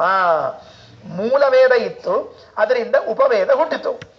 ಈಗ ಆ ಉಪವೇದದಿಂದ ಮತ್ತೊಂದು ಉಪವೇದವನ್ನ ಮಾಡಿಕೊಟ್ಟವರು ವೇದವ್ಯಾಸದೇವರು. ಹಾಗಾದ್ರೆ ಈ ಪೂರ್ವದಲ್ಲೇ ವಿಭಕ್ತವಾದ ಒಂದು ಋಗ್ವೇದ ಅಂತ ಇತ್ತು, ಅಂದ್ರೆ ಮೂಲವೇದದಿಂದ ಹೊರಗೆ ಬಂದ್ಬಿಟ್ಟಿತ್ತು. ಹೊರಗೆ ಬಂದ ಋಗ್ವೇದದಲ್ಲಿ ಮತ್ತೊಂದಿಷ್ಟು ವಾಕ್ಯಗಳನ್ನು ತೆಗೆದು ವೇದವ್ಯಾಸದೇವರು ಅದಕ್ಕೆ ಋಗ್ವೇದ ಅಂತ ಹೆಸರು ಹೇಳಿದ್ರು. ಅಂದ್ರೆ ಮೂಲವೇದದಿಂದ ಹೊರಗೆ ಬಂದದ್ದು ಒರಿಜಿನಲ್ ಋಗ್ವೇದ, ಅದರಿಂದ ಹೊರಗೆ ಬಂದದ್ದು ಉಪಋಗ್ವೇದ, ಉಪಶಾಖೆಗಳು. ಅದಕ್ಕೆ ಋಗ್ವೇದ ಋಕ್ಷಾಖ. ಈ ವೇದಗಳನ್ನು ವಿಭಾಗ ಮಾಡುವಾಗ ಹೆಂಗ್ ವಿಭಾಗ ಮಾಡಿದ್ರು ಅಂತ ಕೇಳಿದ್ರೆ, ಒಂದೊಂದು ವೇದಗಳಲ್ಲಿ ಇಷ್ಟಿಷ್ಟು ಶಾಖೆಯವರು ಹಂಚಿಕೊಳ್ಳುವಂತೆ ಅನುಕೂಲವಾಗುವಂತೆ ವ್ಯವಸ್ಥೆ ಮಾಡಿದರು. ಉದಾಹರಣೆಗೆ ಋಗ್ವೇದದಲ್ಲಿ 24 ಶಾಖೆಗಳಾಗಬೇಕು. 24 ಶಾಖೆಗಳಿಗೆ ಬೇಕಾಗುವಷ್ಟು ಮಂತ್ರಗಳನ್ನು ಮಾತ್ರ ಮೂಲವೇದದಿಂದ ಎತ್ತಿಕೊಂಡು ಬಂದರು. ಅಲ್ಲಿ ಬರುವಾಗಲೂ ಕೂಡ ಒಂದು ಸ್ವಾರಸ್ಯ ಮತ್ತೆ ಏನು, ಸೂಕ್ತ ಅನುವಾಕ ಅಂತ 2 ಭಾಗ ಇರ್ತದೆ. ಸೂಕ್ತ ಅನುವಾಕ ಅಂತ ತಿಳ್ಕೊಳ್ಬೇಕು. ಹೆಂಗೆ ವಿಭಾಗ ಮಾಡಬೇಕಾದ್ರೆ ಹೆಂಗ್ ಮಾಡಬೇಕು ಅಂತ ಕೇಳಿದ್ರೆ, ಮೂಲದಲ್ಲಿ ಹೇಗೆ ಪಠಿತವಾಗಿತ್ತೋ 8-10 ಮಂತ್ರಗಳ ಗುಂಪನ್ನ ಹಾಗೇ ಇಳಿಸಿದ್ರು ಅಂದ್ರೆ ಅದಕ್ಕೆ ಸೂಕ್ತ ಅಂತ ಹೆಸರು. ಮೂಲ ಋಗ್ವೇದದಲ್ಲಿ ಈಗ ಉದಾಹರಣೆಗೆ ಪುರುಷ ಸೂಕ್ತ ಅಂದ್ವಿ ಅಂತ ಇಟ್ಕೊಳ್ರಿ. ಪುರುಷ ಸೂಕ್ತ ಅಂದ್ರೆ ಈಗೇನು ವೇದವ್ಯಾಸ ದೇವರು ನಮಗೆ ಕೊಟ್ಟಿದ್ದಾರಲ್ಲ, ಅದಕ್ಕೂ ಮೊದಲು ವೇದದಲ್ಲಿ ಅದು ಹಂಗೆ ಇತ್ತು, ಹಂಗೆ ಇದ್ದದ್ದನ್ನೇ ತೆಗೆದುಕೊಟ್ಟಿದ್ದಾರೆ ಅನ್ನೋದಕ್ಕೆ ಅದಕ್ಕೆ ಸೂಕ್ತ ಅಂತ ಕರಿಬೇಕು. ಅನುವಾಕ ಅಂತ ಕರೀತಾರೆ. ಅನುವಾಕ ಅಂತಂದ್ರೆ ಏನು, ವೇದಗಳಲ್ಲಿ ಇದ್ದದ್ದು ಅಂತಂದ್ರೆ ಒಮ್ಮೆ ಒಬ್ಬ ಋಷಿ ಹೀಗೆ ಧ್ಯಾನಾವಸ್ಥೆಯಲ್ಲಿ ಕುಳಿತು ವೇದಗಳನ್ನು ಸಾಕ್ಷಾತ್ಕಾರ ಮಾಡಿಕೊಳ್ಳಿಕ್ಕೆ ಪ್ರಾರಂಭ ಮಾಡಿದಾಗ ಒಂದು ಬಾರಿಗೆ ಎಷ್ಟು ವೇದ ಮಂತ್ರಗಳ ಸಾಕ್ಷಾತ್ಕಾರ ಆಗುತ್ತಲ್ಲ, ಅದನ್ನೆಲ್ಲ ಒಂದು ಕಡೆಗೆ ಜೋಡಿಸಿ ಇಟ್ರೆ ಅದಕ್ಕೆ ಅನುವಾಕ ಅಂತ ಕರಿಬೇಕು ಅಂತ ಹೇಳ್ತಾರೆ ಆಚಾರ್ಯರು. ಭಾಷ್ಯದಲ್ಲಿ ಟೀಕಾಕೃತ್ಪಾದ ಅದಕ್ಕೆ ಟೀಕೆಯನ್ನು ವಿಸ್ತಾರವಾಗಿ ಬರೀತಾರೆ. ಅಥವಾ ಅನುವಾಕ ಅಂತನ್ನೋ ಶಬ್ದಕ್ಕೆ ಅರ್ಥ ಏನ್ ಮಾಡಬೇಕು ಅಂದ್ರೆ ಟೀಕಾಕೃತ್ಪಾದರಂತಾರೆ, ಛಲಾರಿ ಆಚಾರ್ಯರು ವ್ಯಾಖ್ಯಾನ ಮಾಡ್ತಾರೆ, ಯಜುರ್ವೇದಗಳಲ್ಲಿ ಆ ಭಾಗ ಬರ್ತದಂತೆ. ಋಗ್ವೇದದಲ್ಲಿ ಸೂಕ್ತ ಭಾಗ, ಯಜುರ್ವೇದದಲ್ಲಿ ಅನುವಾಕದ ಭಾಗ ಬರ್ತದಂತೆ. ಅಂದ್ರೆ ಏನು ಅನುವಾಕ ಅಂತಂದ್ರೆ, ಈಗ ವರ್ಣಗಳನ್ನ ಉಚ್ಚಾರಣೆ ಮಾಡುವಾಗ ತ್ರಾಸಾಗಬಾರ್ದು ಅಂತ ನಿಂತು ಹೇಳ್ತಿರ್ತೀವಿ. ಹಂಗಲ್ಲೇ ಅಲ್ಲ, ಹುಯ್ಯಂತ ಹೋಗ್ಬಿಡ್ತಿತ್ತು ಅಂತ ಇಟ್ಕೊಳ್ರಿ. ಉದ್ದಕ್ಕೆ ಹೇಳ್ತಿತ್ತು ಅಂದ್ರೆ ಅದಕ್ಕೆ ಅನುವಾಕ ಅಂತ ಕರಿಬೇಕು. ಕೆಲವು ಕಡೆಗೆ ಪದ ವಿರಾಮವಿಲ್ಲದೆ ಹೇಳುವಂತಹದ್ದಿದ್ರೆ ಅದಕ್ಕೆ ಅನುವಾಕ. ಹೀಗೆ ವೇದ, ಮೂಲವೇದ, ಆಮೇಲೆ ವಿಭಕ್ತವಾದ ವೇದದಿಂದ ಮತ್ತೆ ವಿಭಾಗ ಮಾಡಿದ್ದು. ವಿಭಾಗ ಮಾಡುವಾಗಲೂ ಕೂಡ ವೇದವ್ಯಾಸದೇವರು ಎಷ್ಟು ಚಂದ ವಿಭಾಗ ಮಾಡಿದ್ದಾರೆ. ಹಿಂದಿನ ಮೂಲ ವೇದದಲ್ಲಿ ಇದ್ದದ್ದು 100 ಮಂತ್ರ ಅಂತ ಇಟ್ಕೊಳ್ರಿ. 100 ಮಂತ್ರ ಹೇಳಿ ನಮಗೆ ದೇವರ ಪೂಜಾ ಮಾಡ್ರಿ ಅಂತ ಕೊಟ್ಟು ಬಿಟ್ರು ಅಂತ ಇಟ್ಕೊಳ್ರಿ. ನಾವು ಆ 100 ಮಂತ್ರ ಹೇಳೋದ್ರೊಳಗನೆ 100 ದಿವಸ ಆಗಿರ್ತದೆ. ದೇವ್ರ ಪೂಜೆ 100ನೇ ದಿವಸಕ್ಕೊಮ್ಮೆ. ಅದು ಹೆಂಗ ಅತ್ತಿವರ್ದ 40 ವರ್ಷಕ್ಕೊಮ್ಮೆ ಬರ್ತಾನಲ್ಲ, ಹಂಗ ನಮ್ಮ ಪರಿಸ್ಥಿತಿ ಆಗ್ತದೆ. ಹಿಂಗಾಗಿ ಪೂಜೆ ಆಗಂಗಿಲ್ಲ. ಅದಕ್ಕೆ ಪೂಜೆಗೆ ಎಷ್ಟು ಬೇಕೋ ಅಷ್ಟೇ ಮಂತ್ರಗಳನ್ನ ಕೊಡಬೇಕು. ಕೊಟ್ಟಾಗ ಹಿಂದಿನ ಸ್ವಾರಸ್ಯ ಹೋಗಬಾರ್ದು. ಯಾಕೆ, ಮೂಲದಲ್ಲಿ ಇದ್ದಾಗ 100 ಮಂತ್ರದಲ್ಲಿ ಹಿಂದಿನ ಮುಂದಿನ ಮಂತ್ರಗಳಲ್ಲಿ ಏನೊಂದು ರುಚಿ ಇರ್ತದೆ, ಆ ರುಚಿ ಎಲ್ಲಿ ಕೆಡಬಾರ್ದು. ಇದನ್ನ ಮಾಡಿದಾಗ, ಸಂಕ್ಷೇಪ ಮಾಡಿದಾಗ ಕೆಡಬಾರ್ದು. ಹಂಗ ಜಾಣತನದಿಂದ ಸಂಗ್ರಹ ಮಾಡಿಕೊಟ್ಟದ್ದು ವೇದವ್ಯಾಸದೇವರ ಮಹಿಮಾ. 100 ಇದ್ದದ್ದನ್ನ 20 ಕಳಿಸಿದ್ರೆ ಆ 20 ಮಂತ್ರವನ್ನ ಓದಿದಾಗಲೂ 100 ಮಂತ್ರವನ್ನ ಅಧ್ಯಯನ ಮಾಡಿದಾಗ ಬರುವ ಜ್ಞಾನವೇ ಬರಬೇಕು. ಅಷ್ಟು ಚಂದ ವಿಭಾಗ ಮಾಡಿಕೊಟ್ರು ವೇದವ್ಯಾಸದೇವರು. ಅದಕ್ಕೆ ಇದನ್ನ ಮಾಡಿಕೊಟ್ಟ ಮೇಲೆ ಮಂಡಲ, ಅಷ್ಟಕ, ಸೂಕ್ತ ಎಲ್ಲ ವಿಭಾಗಗಳು. ಯಾಕಂದ್ರೆ ಇಡೀ ವೇದವನ್ನ ಅಧ್ಯಯನ ಮಾಡ್ತಾ ಕೂತು ಬಿಟ್ರೆ ಹೆಂಗಾಗ್ತದೆ, ಆಗೋದಿಲ್ಲ. ಅದಕ್ಕೆ ಒಂದು ಮಂಡಲ ಅಧ್ಯಯನ, ಒಂದು ಅಷ್ಟಕ ಅಧ್ಯಯನ, ಇಷ್ಟು ಸೂಕ್ತಗಳ ಅಧ್ಯಯನ ಅಂತ ಹಿಂಗೆ ವ್ಯವಸ್ಥೆಯನ್ನ ಮಾಡಿಕೊಡ್ಲಿಕ್ಕೆ ಬರಬೇಕು. ಇದನ್ನೆಲ್ಲ ವೇದ ವಿಭಾಗ ಮಾಡಿಕೊಟ್ಟದ್ದು ವೇದವ್ಯಾಸದೇವರ ಜವಾಬ್ದಾರಿ. ಅದಕ್ಕೆ ಧವಳೇಸ್ಯ ಮನಪ್ಪಯೋನಿಧೌ ಸದನುಕ್ರೋಶ ಗಿರೀಂದ್ರ ಲೋಲಿತೆ ಪ್ರಕಟೀ ಭವತಿ ಸ್ಮ ಸುಂದರಿ ದೈತ್ಯರಿಪೋಸ್ತ್ರಗೀ ಮಯಿ. ಇದು ಋಗ್ವೇದಿಗಳಿಗೆ ಮಾತ್ರ ಸಂಬಂಧಪಟ್ಟದ್ದಲ್ಲ, ಯಜುರ್ವೇದಿಗಳಿಗೆ ಸಂಬಂಧಪಟ್ಟದ್ದು. ಯಜುರ್ವೇದಿಗಳಿಗೆ ಮಾತ್ರ ಸಂಬಂಧಪಟ್ಟದ್ದಲ್ಲ, ಸಾಮವೇದಿಗಳಿಗೂ ಸಂಬಂಧಪಟ್ಟದ್ದು. ಆಶ್ಚರ್ಯ ನೋಡ್ರಿ, ಋಗ್ವೇದದವರಲ್ಲೂ ಪುರುಷ ಸೂಕ್ತ ಅದ, ಸಾಮವೇದದವರಲ್ಲೂ ಪುರುಷ ಸೂಕ್ತ ಅದ. ಆದರೆ ಸಾಮವೇದದ ಪುರುಷ ಸೂಕ್ತವನ್ನ ಋಗ್ವೇದದ ಪುರುಷ ಸೂಕ್ತದಂತೆ ಹೇಳಿ ಬರೋದಿಲ್ಲ. ಯಜುರ್ವೇದದ ಪುರುಷ ಸೂಕ್ತವನ್ನ ಹೇಳಿದಂತೆ ಸಾಮವೇದದ ಪುರುಷ ಸೂಕ್ತ ಹೇಳಿಕ್ ಬರೋದಿಲ್ಲ. ಸಾಮವೇದವನ್ನ ಪುರುಷ ಸೂಕ್ತ ಹೇಳೋ ಕ್ರಮವೇ ಬೇರೆ, ಋಗ್ವೇದವನ್ನ ಹೇಳೋ ಕ್ರಮವೇ ಬೇರೆ. ಆ ಸ್ವರಗಳನ್ನ ಶಿಷ್ಯರಿಗೆ ಅನಿಸಿ ಕಲಿಸಿ ತಯಾರಿ ಮಾಡಿಸಿದವರು ವೇದವ್ಯಾಸ. ಅಷ್ಟೇ ಅಲ್ಲ, ವೇದವನ್ನು ಹೇಳುವಾಗ ಕೆಲವೊಮ್ಮೆ ಅಪಪಾಠಗಳು ತಪ್ಪಾಗಿ ಉಚ್ಚಾರಣೆಗಳು ಅಲ್ಲ, ಈ ಅಕ್ಷರವನ್ನ ಹಿಂಗೇ ಉಚ್ಚಾರಣೆ ಮಾಡಬೇಕು ಅಂತ ಹೇಳಿ ವ್ಯವಸ್ಥೆ ಮಾಡಿಕೊಟ್ಟವರು ವೇದವ್ಯಾಸದೇವರು. ಈಗ ಒಂದಲ್ಲ ಎರಡಲ್ಲ ವೇದಗಳ ಬಗ್ಗೆ ಅನೇಕ ವಿಚಾರಗಳವ. ಈಗ ಈ ಶ್ಲೋಕಕ್ಕೆ ಸ್ವಲ್ಪ ಸಾಕು ಅನ್ನೋದಕ್ಕೆ ಇಷ್ಟೇ ಹೇಳ್ತಾ ಇದ್ದೀರಿ. ಧವಳೇಸ್ಯ ವನಪ್ಪಯೋನಿಧೌ ಸದನುಕ್ರೋಶ ಗಿರೀಂದ್ರ ಲೋಲಿತೆ ಪ್ರಕಟೀ ಭವತಿ ಸ್ಮ ಸುಂದರಿ ದೈತ್ಯರಿಪೋಸ್ತ್ರಗೀ ಮಗಿ. 20ನೇ ಶ್ಲೋಕಕ್ಕೆ ಹೋಗೋಣ. 20ನೇ ಶ್ಲೋಕದಲ್ಲಿ ಏನಾಯಿತು ಅಂತ ಕೇಳಿದ್ರೆ, ಪುರಾಣಗಳು, ಮಹಾಭಾರತ, ಬ್ರಹ್ಮಸೂತ್ರಗಳ ರಚನೆ ಆಯಿತು ಅಂತ ಹೇಳ್ತಾರೆ. 3 ಗ್ರಂಥಗಳನ್ನು ವೇದವ್ಯಾಸದೇವರು ಕೊಟ್ರಂತೆ. ಸುಮ್ಮನೆ ಇಲ್ಲಿ ಎಷ್ಟದ ಅಷ್ಟೇ ಹೇಳ್ತೀನಿ, ಮತ್ತೆ ವಿಸ್ತಾರ ನೋಡೋಣಂತೆ. ಇತಗೇವ ಪುರಾಣ ಗೌರಗೌ ಸಮಹಾಭಾರತ ಪಾರಿಜಾತಕೆ ಸತಿ ಜಾತಿ ಮತವ್ಯಜಾಯತ ಪ್ರವರಂ ಸೂತ್ರಗಣಾಮೃತಂ ಸ್ವಯಂ ಸೂತ್ರಗಣಾಮೃತಂ. ಬ್ರಹ್ಮಸೂತ್ರಗಳು ಹುಟ್ಟಿ ಬಂದವು ವೇದವ್ಯಾಸದೇವರಿಂದ. ಇದ್ರ ಬಗ್ಗೆ ಬಹಳ ವಿಚಾರಗಳನ್ನ ಆಚಾರ್ಯರು ಮಾತಾಡ್ತಾರೆ. ಬ್ರಹ್ಮಸೂತ್ರಗಳ ಬಗ್ಗೆ ಅವರಿಗೆ ಬಹಳ ಪ್ರೀತಿ. ಬ್ರಹ್ಮಸೂತ್ರ ಅಂತಂದ್ರೆ ಎಲ್ಲಿಲ್ಲದ ಪ್ರೀತಿ ಆಚಾರ್ಯರಿಗೆ. ನಮಗೇನ್ರಿ, ಓ ಮಥಾತೋ ಬ್ರಹ್ಮ ಜಿಜ್ಞಾಸ ಮುಗಿತ್ ನಮ್ಮ ಒಂದು ಸೂತ್ರ, ಜನ್ಮಾದ್ಯಸಯತಃ ಮುಗಿತ್ ನಮ್ಮ ಸೂತ್ರ. ಇಷ್ಟೇ ನಮ್ದು. ನಮಗೇನಪ್ಪಾ, ಒಂದು ತುಳಸಿ ಏರಿಸ್ಬೇಕಾದ್ರೆ ಒಂದು ಮಂತ್ರ ಬರ್ತಿರ್ಬೇಕು.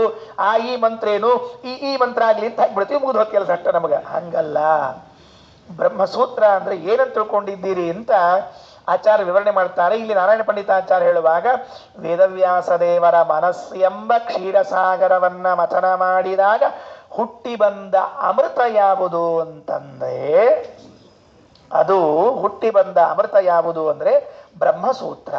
ಮತ್ತೆ ಹಿಂದೆ ಸುಂದರಿ ಹುಟ್ಟಿ ಬಂದ್ಲು ಅಂತ ಹೇಳಿದ್ರಿ. ಆಕೆ ಯಾವಕ್ಕೆ ಸುಂದರಿ ಅಂದ್ರೆ ಮಹಾಲಕ್ಷ್ಮಿ ಹುಟ್ಟಿ ಬಂದದ್ದು. ಯಾಕೆ, ವೇದಾಭಿಮಾನಿನಿಯರಾದವರು ಅವರಾದ್ದರಿಂದ ದೈತ್ಯರಿಪೋಹೋ ತ್ರಯೀಮಯಿ ಸುಂದರಿ ಮಹಾಲಕ್ಷ್ಮಿ ಹುಟ್ಟಿ. ಅದನ್ನೇ ಟೀಕಾಕೃತ್ಪಾದರು ಯಾಂಚ ಮಂದರ ಲೋಲಿತಾತ್ ಯತ ಉದೈತ್ ವಿದ್ಯಾ ಇಂದಿರಾ ನಿರ್ಜರೈಹಿ, ಲಕ್ಷ್ಮೀದೇವಿ ಎಂಬ ವೇದವಿದ್ಯೆ ಹುಟ್ಟಿ ಬಂದಿತು ಅಂತ ಹೇಳಿದ್ದಾರೆ, ಸ್ಪಷ್ಟೀಕರಣ ಮಾಡಿದ್ದಾರೆ. ಏನು ಹುಟ್ಟಿತು? ಬ್ರಹ್ಮಸೂತ್ರಗಳು ಹುಟ್ಟಿದವು. ಇನ್ನ ಮತ್ತೇನು ಹುಟ್ಟಿತು ಅಂತ ಕೇಳಿದ್ರೆ, ಪುರಾಣ ಗೌರ ಗೌಹು, ಪುರಾಣವೆಂಬ ಚಂದ್ರ ಹುಟ್ಟಿದ್ನಂತೆ. ಅಂದ್ರೆ ಕ್ಷೀರಸಾಗರ ಮಥನ ಮಾಡಿದಾಗ ಚಂದ್ರ ಹುಟ್ಟಿದ್ದ. ವ್ಯಾಸರ ಮನಸ್ಸನ್ನ ಮಥನ ಮಾಡಿದಾಗ ಯಾರು ಹುಟ್ಟಿ ಬಂದ್ರು? ಪುರಾಣಗಳು ಹುಟ್ಟಿ ಬಂದವು. ಪುರಾಣ ಅಂದ್ರೆ ಏನು? ಏನು ಪುರಾಣ ಅಂದ್ರೆ ಏನು? ಆಚಾರ ಇಟ್ಟು ಗೊತ್ತಿಲ್ಲ. ನಿಮ್ ಪುರಾಣ ಅಲ್ಲ, ನಮ್ಮ ಪುರಾಣ ಅಲ್ಲ, ನಿಮ್ ಪುರಾಣ ಅಂದಲ್ರಿ. ನಿಮ್ ಪುರಾಣ ಏನು? ನೀವ್ ಹೇಳೋ ಪುರಾಣ ಅಪುರಾಣ ಅಲ್ಲ. ಪುರಾಣ ಅಂದ್ರೆ ಹಂಗೆ ತಿಳಿಬೇಡ್ರಿ. ಪುರಾಣ ಅಂದ್ರೆ ಹಂಗಲ್ವೇ ಅಲ್ಲ, ಸ್ಪಷ್ಟವಾಗಿ ಹೇಳ್ತಾರೆ. ಪುರಾಣ ಅಂತಂದ್ರೆ ದಶಲಕ್ಷಣಂ, 10 ಲಕ್ಷಣಗಳಿದ್ರೆ ಮಾತ್ರ ಅದಕ್ಕೆ ಪುರಾಣ ಅಂತ ಕರಿಬೇಕಂತ. ಇಲ್ಲದೆ ಇದ್ರೆ ಪುರಾಣ ಅಂತ ಕರಿಬಾರ್ದು. 10 ಲಕ್ಷಣ ಇರಬೇಕು. ಅದನ್ನೆಲ್ಲ ಈಗ ಹೇಳಂಗಿಲ್ಲ, ಬಹಳ ಆಗ್ತದೆ. 10 ಲಕ್ಷಣಗಳಿದ್ರೆ ಅದು ಪುರಾಣ, ಇಲ್ಲದೆ ಇದ್ರೆ ಪುರಾಣ ಅಲ್ಲ. ಯಾರೋ ಅವಸರದಾಗ ಹೊಂಟಿದ್ರಂತ ಹೇಳ್ಕೋತ ಏನ್ ಹೇಳಲಿಕ್ಕತ್ತಿದ್ರು ಅಂದ್ರೆ, ಆಚಾರ ಪ್ರಾಣ ಹೊಂಟದ, ಆಚಾರ ಪ್ರಾಣ ಹೊಂಟದ ಅಂತ ಗಾಬರಿ ಆಯ್ತು.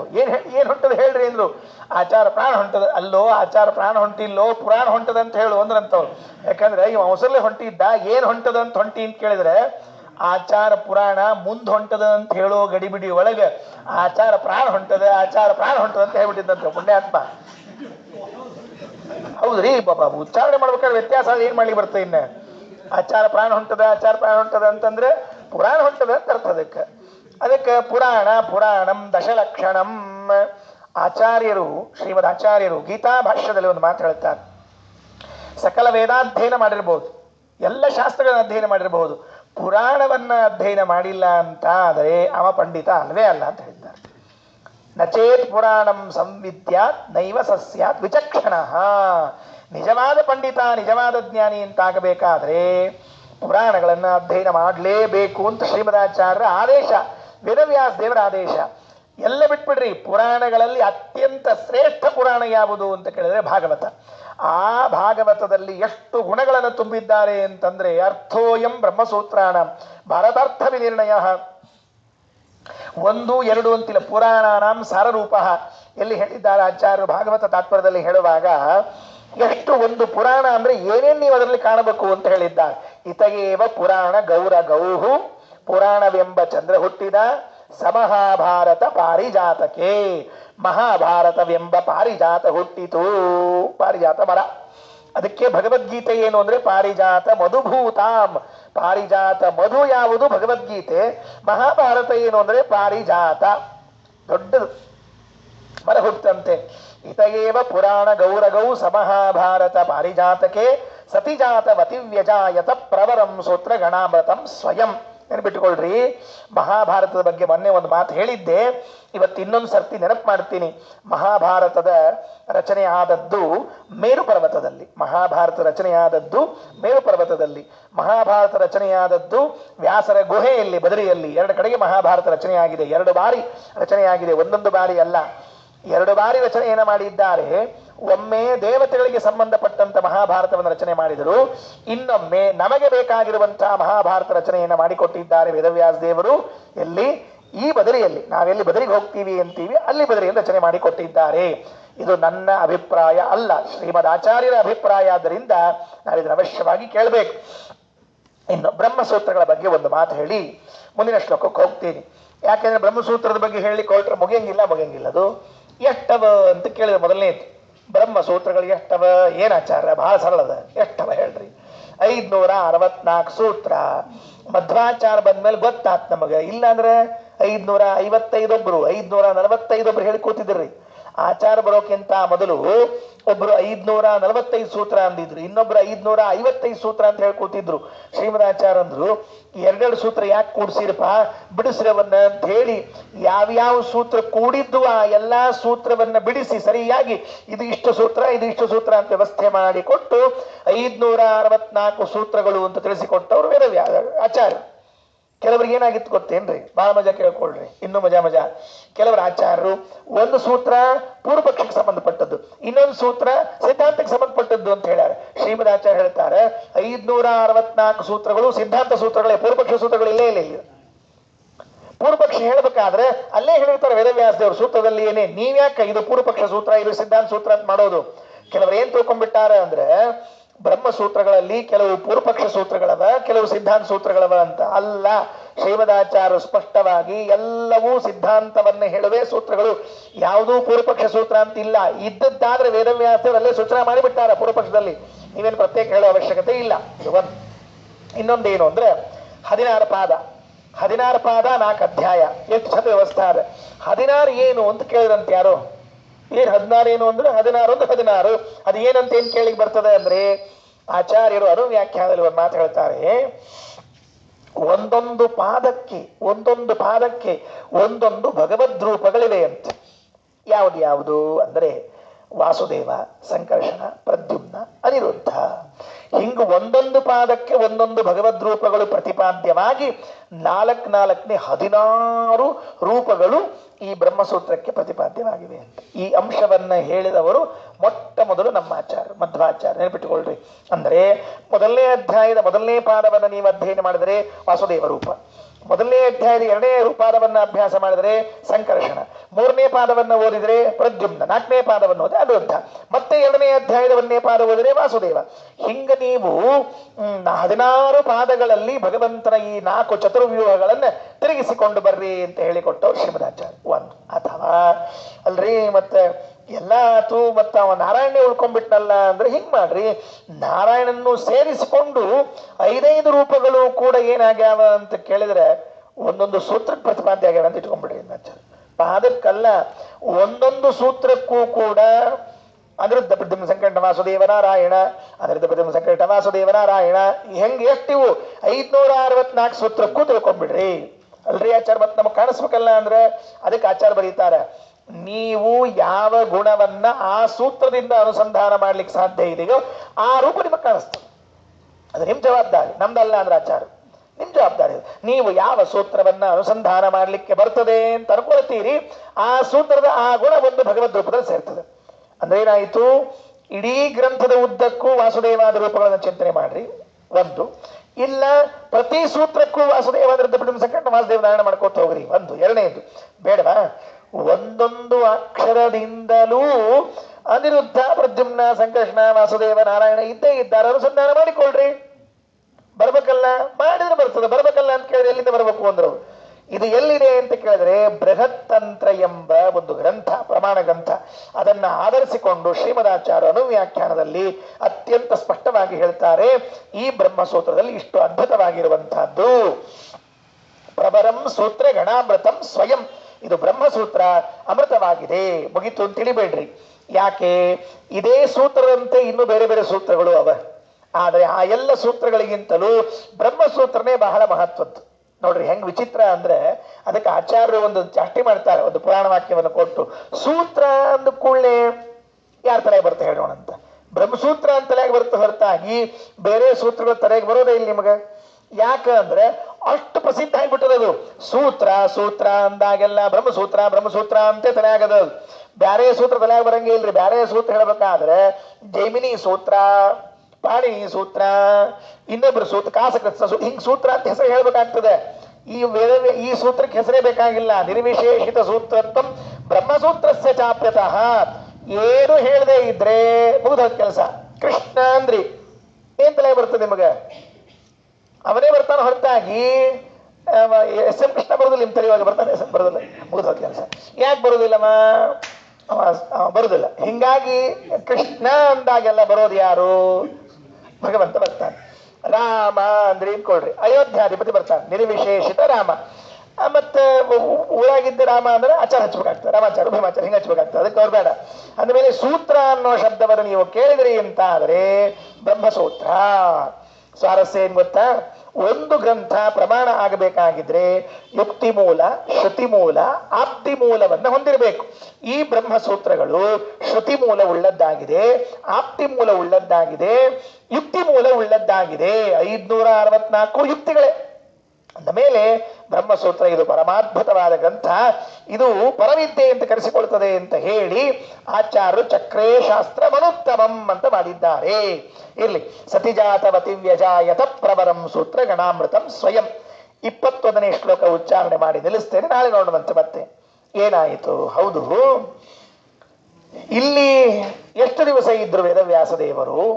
ಇಲ್ಲಿಂದ ಅಲ್ಲಿಗೆ ಯಾಕೆ ಹೋದ್ರು ಅಂತ 2 ಕಾರಣ. 21, 22ನೇ ಶ್ಲೋಕದಲ್ಲಿ ವೇದವ್ಯಾಸ ದೇವರು ಈ ಭೂಮಿಯಲ್ಲಿ ಎಷ್ಟು ದಿವಸ ಇದ್ರು, ಇಲ್ಲಿಂದ ಅಲ್ಲಿಗೆ ಯಾವಾಗ ಹೋದ್ರು ಅಂತ ಹೇಳ್ತಾರೆ. ನಿರವಗ್ರಹ ಮುರುವನುಗ್ರಹಂ ವಿದದತ್ ಪಾಂಡು ಸುತಾದಿ ಸಜ್ಜನೆ ಅವನಾವನಾಯ ಸಂವಿಧಾಂ ಸುಚಿರಾಯೈಷ ಚಚಾರ ಚಾರುಗೀಹಿ. ಚಾರುಗೀಹಿ ಅಂತ ವೇದವ್ಯಾಸ ದೇವರ ಹೆಸರು. ಚಾರುಗೀಹಿ ಅಂದ್ರೆ ಚಾರು ಅಂದ್ರೆ ಸುಂದರ, ಗೀಹಿ ಅಂದ್ರೆ ಮಾತು. ಎಷ್ಟು ಚಂದವ ವೇದವ್ಯಾಸ ದೇವರ ಮಾತು ಅಂತ ಕೇಳಿದ್ರೆ, ಭಾಗವತ ಒಂದೊಂದು ಶ್ಲೋಕ ಅಂತಿದ್ರೆ ಕೇಳ್ತಿದ್ರೆ, ಮಹಾಭಾರತ ಒಂದೊಂದು ಶ್ಲೋಕಗಳನ್ನ ಕೇಳ್ತಿದ್ರೆ ನಿಲ್ಲಿಸ್ಬೇಕು, ಸಾಕ್ ಮಾಡ್ಬೇಕು, ಮುಗಿಸ್ಬೇಕು ಅನ್ಸಂಗಿಲ್ರಿ. ಆಯಾಸ ಆಗಿರ್ತದೆ ನಮಗ ನಿಮಗ ಅಂತ ತಿಳ್ಕೊಂಡು ಮುಗಿಸೋದು ಹೊರತಾಗಿ ಭಾಗವತ ನಿಲ್ಲಿಸಕ್ಕೆ ಮನಸ್ಸು ಬರೋದಿಲ್ಲ. ಯಾರಿಗೆ ಬರುತ್ತೆ ಹೇಳೋಣ ಅಂತ? ಸಾಕಾಗ್ತದೆ? ಯಾರಿಗೂ ಸಾಕಾಗಿಲ್ಲ. ಅದಕ್ಕೆ ಚಾರುಗೀಹಿ, ಪರಮ ಸುಂದರವಾದ ಮಾತುಗಾರಿಕೆ ವೇದವ್ಯಾಸ ದೇವರಲ್ಲಿ ಉಂಟು. ಆಮೇಲೆ ಅವರೇನ್ ಮಾಡಿದರು? ಪಾಂಡುಸುತಾದಿ ಸಜ್ಜನೆ. ಎಲ್ಲಿವರೆಗೆ ಪಾಂಡವರ ಪಕ್ಷದವರು ಸಜ್ಜನರು ಇದ್ರು ಅಲ್ಲಿವರೆಗೆ ಇಲ್ಲಿ ನಿರವಗ್ರಹಂ, ನಿರಂತರವಾದ ಉರ್ವನುಗ್ರಹಂ, ಶ್ರೇಷ್ಠವಾದ ಅನುಗ್ರಹವನ್ನ ಮಾಡ್ತಾ, ಸಂವಿಧಾಂ ಅವನಾಯ, ಜ್ಞಾನದ ರಕ್ಷಣೆಯನ್ನು ಮಾಡ್ತಾ ಭೂಮಿಯಲ್ಲಿ ಸಂಚಾರ ಮಾಡಿದ್ರು. ಅಂದ್ರೆ ವೇದವ್ಯಾಸ ದೇವರು ಎಲ್ಲಿ ತನಕ ಇದ್ರು ಅಂದ್ರೆ ಪಾಂಡವರು ಇರುವಷ್ಟು ದಿವಸ ಭೂಮಿಯಲ್ಲಿ ಕಾಣಿಸ್ಕೊಂಡಿದ್ರು. ಯಾಕಿದ್ರು? ಪಾಂಡವರಿಗೆ ಅನುಗ್ರಹ ಮಾಡಬೇಕು, ಜ್ಞಾನ ರಕ್ಷಣೆಯಾಗಬೇಕು. ಜ್ಞಾನದ ರಕ್ಷಣೆಯಾಗಲಿ ಎನ್ನುವುದಕ್ಕಾಗಿಯೂ, ಪಾಂಡವರ ರಕ್ಷಣೆಯಾಗಲಿ ಅಂತ ಅನ್ನುವುದಕ್ಕಾಗಿಯೂ ಕೂಡ ಭೂಮಿಯಲ್ಲಿ ಇದ್ರಂತೆ. ಒಂದು ಮಾತು ಹೇಳ್ತಾರೆ ಮಹಾಭಾರತದಲ್ಲಿ, ತಾತ್ಪರ್ಯ ನಿರ್ಣಯದಲ್ಲಿ ಆಚಾರ್ಯ ಹೇಳ್ತಾರೆ. ಏನು? ಪಾಂಡವರ ರಕ್ಷಣೆ ಹೇಗೆ? ಇದು ಪ್ರತಿ ಸರ್ತಿ ರಕ್ಷಣಾ ಮಾಡಬೇಕು ಅಂದ್ರೆ ಶಂಖ ಚಕ್ರ ಹಿಡ್ಕೊಂಡು, ಗದಾ ಬಿಲ್ಲು ಬಾಣ ಹಿಡ್ಕೊಂಡು, ವೇದವ್ಯಾಸ ದೇವರಿಗೂ ಈ ಶಂಖ ಚಕ್ರಕ್ಕೂ ಏನಿಲ್ರಿ. ಒಂದು ದಿವಸ ಕೈಯಾಗಿ ಚಕ್ರ ಹಿಡ್ಕೊಂಡಿಲ್ಲ ಬ್ರಾಹ್ಮಣ. ಮತ್ತೆ ಹೆಂಗ ಅಂತ ಕೇಳಿದ್ರೆ ಎಷ್ಟು ಚಂದ ರಕ್ಷಣಾ ಮಾಡ್ತಿದ್ರು. ದುರ್ಯೋಧನ ಬಾಗಿಲು ಹೊರಗೆ ನಿಲ್ಲಿಸ್ಬಿಟ್ಟ. ಎಲ್ಲಿಂದ ಬಂದಿದ್ರು ಇವರು? ಆ ಪಾಂಡುಕೇಶ್ವರದಿಂದ ಬಂದಿದ್ರು. ಪಾಂಡುರಾಜ ಸತ್ತಿದ್ದಾನೆ. 5 ಜನ, ಕುಂತಿ ಒಬ್ಬಕಿ ವಿಧವೆ ಬಂದು ನಿಂತು ಬಿಟ್ಟಿದ್ದಾರೆ. ಋಷಿಗಳು ಬಂದ್ರು, ಇಲ್ಲಪ್ಪ ಪಾಂಡುರಾಜನ ಮಕ್ಕಳು ಕರ್ಕೊ ಅಂದ್ರು. ದುರ್ಯೋಧನ ಹೇಳಿದ, ಅವ್ರ ಹೆಂಗ್ ಪಾಂಡುರಾಜನ ಮಕ್ಕಳು ಆಗ್ತಾರ್ರಿ? ಪಾಂಡುರಾಜ ಸತ್ತಲ್ಲಿ ಹುಟ್ಟ್ಯಾರೋ ಇದ್ದಾಗ ಹುಟ್ಟ್ಯಾರೋ ಯಾರಿಗ್ ಗೊತ್ತ ನಮಗ? ಭಾರಿ ಧರ್ಮಶಾಸ್ತ್ರ ತೆಗೆದು ಬಿಟ್ಟ. ಭೀಷ್ಮಾಚಾರ್ಯಗೆ, ಧೃತರಾಷ್ಟ್ರಗ, ವಿದುರುಗ ಸಂದೇಹ, ಹೆಂಗ್ ಇವ್ರನ್ನ ಒಳಗೆ ಕರ್ಕೋಬೇಕು ಬ್ಯಾಡು, ಪಾಂಡುರಾಜನ ಮಕ್ಕಳು ಹೌದು ಅಲ್ಲೋ, 108 ಜಿಜ್ಞಾಸೆಗಳು. ಅಷ್ಟೊತ್ತಿಗೆ ಸರಿಯಾಗಿ ವಾಯುದೇವರ ಘೋಷಣೆ, ಹೆಂಗ ಕಂಸನ ಕಾಲಕ್ಕೆ ಘೋಷಣೆ ಮಾಡಿದ್ರು ನೋಡ್ರಿ, ಹಂಗ ಪಾಂಡವರನ್ನ ಒಳಗೆ ಕರ್ಕೊಳ್ಳದೆ ಇದ್ದಾಗೂ ಘೋಷಣೆ ಮಾಡಿದ್ರು. ಏನಂತ? ದುರ್ಯೋಧನ, ಜಾಸ್ತಿ ಆವಾಜ್ ಮಾಡ್ಬೇಡ, ನೀನು ಒಳಗೆ ಕರ್ಕೋಸಿದ ಅವ್ರನ್ನ, ಇನ್ನು 2 ನಿಮಿಷದಾಗ ನೋಡಿ ಮಜಾ ಆಗ್ತದೆ ನಿನಗಂತ ಹೇಳಿದ್ರು. ಏನ್ 2 ನಿಮಿಷದಾಗ ಮಜಾ ಆಗ್ತದಂತ ಹಿಂಗನ್ನೋ ಹೊತ್ತಿಗೆ ವೇದವ್ಯಾಸದೇವ್ರು ಬಂದು ನಿಂತ್ಬಿಟ್ಟಿದ್ರು. ಏನೂ ಇಲ್ಲ, ವೇದವ್ಯಾಸದೇವ್ರು ನಿಂತರು, ಕುಂತಿ ಭೀಮ ಧರ್ಮರಾಜ ಒಳಗೆ ನಡ್ರಿಪ್ಪ ಅಂದ್ಬಿಟ್ರು. ಯಾರು ಮಾತಿಲ್ಲ, ಸೈಲೆಂಟ್, ಯಾರು ಮಾತೇ ಇಲ್ಲ. ಇಷ್ಟು ಹಾರಾಡ್ತಿದ್ದ ದುರ್ಯೋಧನ ಧರ್ಮಶಾಸ್ತ್ರ ಅದು ಇದು ಇದು ಇದು ಅಂತ ತಿಳ್ಕೊಂಡು ಹೇಳಿ ವೇದವ್ಯಾಸರು ಬಂದು ಒಳಗೆ ನಡೀರಿ ಅಂತ ತಾವು ಹೆಜ್ಜೆ ಇಟ್ಟು ಪಾಂಡವರನ್ನ ಗೃಹ ಪ್ರವೇಶ ಮಾಡಿಸಿದ್ರು ನೋಡ್ರಿ. ದುರ್ಯೋಧನ ಬಾಯಿ ಮುಚ್ಕೊಂಡ್ಬಿಟ್ಟ. ದುಶ್ಯಾಸನ ಕರೆದು ಒಳಗೆ ಹೋಗಿ ಕೇಳಿದ, ಅಣ್ಣ ಇಷ್ಟೊತ್ತು ಭಯಂಕರ ಧರ್ಮ ಸಿಂಧು, ನಿರ್ಣಯ ಸಿಂಧು, ಆ ಸಿಂಧು, ಅನುಕೂಲ ಸಿಂಧು, ಈ ಸಿಂಧು ಎಲ್ಲ ಮಾತಾಡ್ಲಿಕ್ಕತ್ತಿದ್ದಿ, ವ್ಯಾಸರು ಬಂದುಕೊಳ್ಳಿ ಯಾಕೆ ಗಪ್ಪಾದಿ ಅಂದ. ಅವರು ನಿರ್ಣಯ ಸೂತ್ರ ಬರೆದವರಪ್ಪ, ಅಥಾತೋ ಬ್ರಹ್ಮಜಿದ್ಯಾ ಬರೆದವರು ಅವರು. ಅವ್ರು ಹೇಳಿದ್ಮೇಲೆ ನಾವು ಏನು ಮಾಡ್ಲಿಕ್ಕೆ ಬರುವುದಿಲ್ಲ ಅಂದ್ರು. ಭೀಷ್ಮಾಚಾರ್ಯ ಅಂದ್ರು, ಇನ್ನೊಂದು ಸರ್ತಿ ಮಾತಾಡ್ಬೇಕಾದ್ರೆ ಬ್ರಹ್ಮಸೂತ್ರ ನೆನಪಿಟ್ಕೊಂಡು ಮಾತಾಡು ಅಂದ್ರು. ಇನ್ನ ಮಾತಾಡಂಗಿಲ್ಲ ಅಂದ್ಬಿಟ್ಟು ಮುಗಿದೋದ್ ಕೆಲಸ. ಅದಕ್ಕೆ ಅವ್ನು ವಾಕ್ಯಾರ್ಥ ಮಾಡ್ಲೇ ಇಲ್ರಿ, ಮುಂದೆ ಬರೀ ಜಗಳಕ್ಕೆ ನಿಂತ್ಕೊಂಡವ. ಅದಕ್ಕೆ ಒಂದು ಸರ್ತಿ ರಕ್ಷಣ. ಹಿಂಗ ಅವನ ಪಾಂಡು ಸುತಾದಿ ಸಜ್ಜನೆ, ಒಂದು ಸರ್ತಿನ ಎಷ್ಟು ಸರ್ತಿ ಮಾಡ್ಬೇಕು, ಎಷ್ಟು ಸರ್ತಿ ಲಗ್ನ ಮಾಡ್ಕೋಬೇಕಾಗ್ಯದ ದ್ರೌಪದಿ ದೇವಿದು. 5 ಮಂದಿ ಒಬ್ಬ ಜಗಳ ಬಿದ್ದು ಹೋಯ್ತು. ದ್ರೌಪದಂದ ನಾ ಕೊಡಂಗಿಲ್ಲ ಅಂತ, ಮಾಡ್ಕೋತೀವಿ ಅಂತ ಅವರು. ನಮ್ಮವ್ ಹೇಳ್ಯಾಳ ಮುಗಿದೋತ್ ನಾವು ಮಾಡ್ಕೋತೀವಿ ಅಂತ ಅವರು. ದ್ರೌಪದಿಗೆ ಧರ್ಮದ ಸಂಕಟ ಕೊಡೋದು ಹೆಂಗ? ವೇದವ್ಯಾಸದೇವ್ರು ಬಂದ್ರು, ನೋಡಪ್ಪ ಲಗ್ನ ಮಾಡಿಕೊಡು, ನಾ ಇರ್ತೀನಿ, ಏನ್ರ ಆದ್ರೂ ನೋಡ್ಕೋತೀನಿ ಅಂದ್ರು. ಒಳ್ರಿ ಆಚಾರ 5 ಮಂದಿ ಸ್ವಲ್ಪ ರಾಗ ಹೇಳ್ದವ, ಬಾಯಿಲಿ ಅಂದ್ರು. ಬಾಯಿಲಿ ಅಂತ ಹೇಳಿ ವೇದವ್ಯಾಸ ದೇವರು ಆ ದೃಪದನಿಗೆ ದಿವ್ಯವಾದ ಚಕ್ಷಸ್ ಕೊಟ್ರಂತೆ. ಹೇಗೆ ಅರ್ಜುನನಿಗೆ ಕೃಷ್ಣ ದಿವ್ಯ ಚಕ್ಷಸ್ ಕೊಟ್ಟನೋ ಹಾಗೆ ವೇದವ್ಯಾಸ ದೇವರು ದಿವ್ಯ ಚಕ್ಷಸ್ಸು ಯಾರಿಗೆ? ದೃಪದರಾಜನಿಗೆ. ನೋಡು ಅಂದ್ರು. ನೋಡಿದರೆ ಒಬ್ಬ ದ್ರೌಪದಿಯಲ್ಲಿ 5 ಜನ ನಿಂತ್ಕೊಂಡಿದ್ದಾರೆ. 5 ಜನರು ಕೂಡ ತಮ್ಮ ತಮ್ಮ ಗಂಡಂದರ ಜೊತೆಗೆ ನಿಂತ್ಕೊಂಡಿದ್ದಾರಂತೆ. ಭಾರತೀ ದೇವಿ ಭೀಮಸನ ಜೊತೆಗೆ, ಶಚೀದೇವಿ ಇಂದ್ರದೇವ, ಶ್ಯಾಮಲಾದೇವಿ, ಅಶ್ವಿನಿ ದೇವದೇವರು. ಆಶ್ಚರ್ಯ ಆಗೋಯ್ತು. ಅಯ್ಯೋ ನನಗೆ ಗೊತ್ತಿರ್ಲಿಲ್ಲ, ತಪ್ಪಾಯ್ತು ಅಂತ ಹೇಳಿ ವೇದವ್ಯಾಸ ದೇವರ ಕಾಲಿಗೆ ಬಿದ್ದು ಲಗ್ನ ಮಾಡಿ ಕೊಟ್ಟ. ಇದು ರಕ್ಷಣ. ಎಲ್ಲಿ ಹೋದ್ರೂ ವೇದವ್ಯಾಸ ದೇವ್ರ ರಕ್ಷಣ. ಕೊನೆಗೊಂದು ದಿವಸ ಧೃತರಾಷ್ಟ್ರ ಕೂತಿದ್ನಂತೆ, ವೇದವ್ಯಾಸ ದೇವ್ರು ಬಂದಿದ್ರಂತೆ, ಮಾತಾಡ್ತಾ ಕೂತಿದ್ರಂತೆ. ನೋಡು ಧೃತರಾಷ್ಟ್ರ, ನೀ ಬೇಕಾದ್ ಮಾಡು, ಪಾಂಡವರಿಗೆ ಮಾತ್ರ ಏನು ಮಾಡ್ಲಿಕ್ಕೆ ಹೋಗ್ಬೇಡ, ಪಾಂಡವರಿಗೆ ಏನು ಅನ್ಬೇಡ, ನನಗೆ ಭಾಳ ಪಾಂಡವರು ಬೇಕು, ನನಗೆ ಭಾಳ ಪಾಂಡವರು ಬೇಕು ನನಗೆ ಇಷ್ಟಂದ್ರಂತ. ಅಂದು ಕೂಡಲೇ ಧೃತರಾಷ್ಟ್ರ ಅಂದ, ನೀವು ಹಗಲೆಲ್ಲ ಯಾಕೆ ಪಾಂಡವ್ರು ನನಗೆ ಬೇಕು, ಪಾಂಡವ್ರು ನನಗೆ ಬೇಕು ಅಂತೀರಿ, ನೀವು ಯಾಕೆ ಬೇಕಂತೀರಿ ಅಂದ್ರೆ ವೇದವ್ಯಾಸ ಅದು ರಹಸ್ಯ ನಿನ್ನ ಮಗನ ಮುಂದೆ ಹೇಳ್ಬೇಡ, ಅಂದ್ರೆ ಮಾತ್ರ ಹೇಳ್ತೀನಿ ಅಂದ್ರು. ಇಲ್ಲ ನನಗಷ್ಟೇ ಹೇಳ್ರಿ, ನಾ ಕೇಳ್ತೀನಿ, ನನ್ನ ಮಗಗೆ ಹೇಳಂಗಿಲ್ಲ ಅಂದ್ರು. ಪಾಂಡವಾಹ ಮಮ ಪ್ರಿಯಾಹ, ಪಾಂಡವರು ನನಗೆ ಬೇಕಾದವರು ಅಂತ ದೇವರ ಬಾಯಿಯಿಂದ ಬಂದ್ರೆ ಪಾಂಡವರಲ್ಲಿ ಒಂದು ಗುಣ ಏರ್ತಿತ್ತಂತೆ. ಪಾಂಡವಾನಾಂ ಗುಣೋನ್ನತೆ, ಪಾಂಡವರಿಗೆ ಒಂದು ಗುಣ ಇರಬೇಕಂತೆ. ಎಲ್ಲೆಲ್ಲಿ ಯಾವಾಗ ವೇದವ್ಯಾಸ ದೇವರು ಭೀಮ ನನಗೆ ಬೇಕಾದವ, ಅರ್ಜುನ ನನಗೆ ಬೇಕಾದವ ಅಂತಿದ್ರು, ಅವರಲ್ಲೊಂದು ಗುಣ ಏರ್ತಿತ್ತಂತೆ. ಪಾಂಡವಾನಾಂ ಗುಣೋನ್ನತೆ. ಒಂದೊಂದು ಸುಮ್ಮನೆ ಹೇಳಿದ್ದೀನಿ, ನನಗೆ ಗೊತ್ತಿಲ್ಲ, ಎಷ್ಟೋ ಗುಣಗಳು ಇರಬೇಕಂತೆ. ಅಂದ್ರೆ ನಾವೇನ್ ಮಾಡಬೇಕು? ದೇವರ ಬಾಯಲ್ಲಿ, ದೇವರ ಮನಸ್ಸಿನಲ್ಲಿ ಇವರು ನನಗೆ ಬೇಕಾದವನು ಅಂತ ಇಷ್ಟ ಅನಿಸ್ಕೊಂಡ್ರೆ ಸಾಕು, ಗುಣಗಳ ಅಭಿವೃದ್ಧಿ ಆಗ್ತದೆ. ಪಾಂಡವರು ಆ ಕೆಲಸ ಮಾಡ್ತಿದ್ರು. ಎಂದೆಂದೆಂದೆಂದೂ ಕೃಷ್ಣನಿಗೆ, ವ್ಯಾಸರಿಗೆ ವಿರುದ್ಧವಾಗಿ ನಡ್ಕೊಳ್ಳಿಲ್ಲ. ಅವರೆಲ್ಲ ಮನಸ್ಸಿನಲ್ಲಿ ಸದಾ ನನಗೆ ಬೇಕಾದವರು ಅಂತ ಅಂದುಕೊಂಡ್ರು. ಇವರ ಗುಣೋನ್ನತಿ ಆಗ್ತಾ ಇತ್ತು. ಇದು ವೇದವ್ಯಾಸ ದೇವರ ರಕ್ಷಣೆ. ನಿರವಗ್ರಹ ಮುರ್ವನುಗ್ರಹಂ ವಿದದತ್ ಪಾಂಡು ಸುತಾದಿ ಸಜ್ಜನೆ ಅವನಾಯ ಸಂವಿಧಾಂ ಸುಚರಾಯೇಷ ಚಚಾರ ಚಾರುಗೀಹಿ. ಶ್ರೀಕೃಷ್ಣಾರ್ಪಣಮಸ್ತು.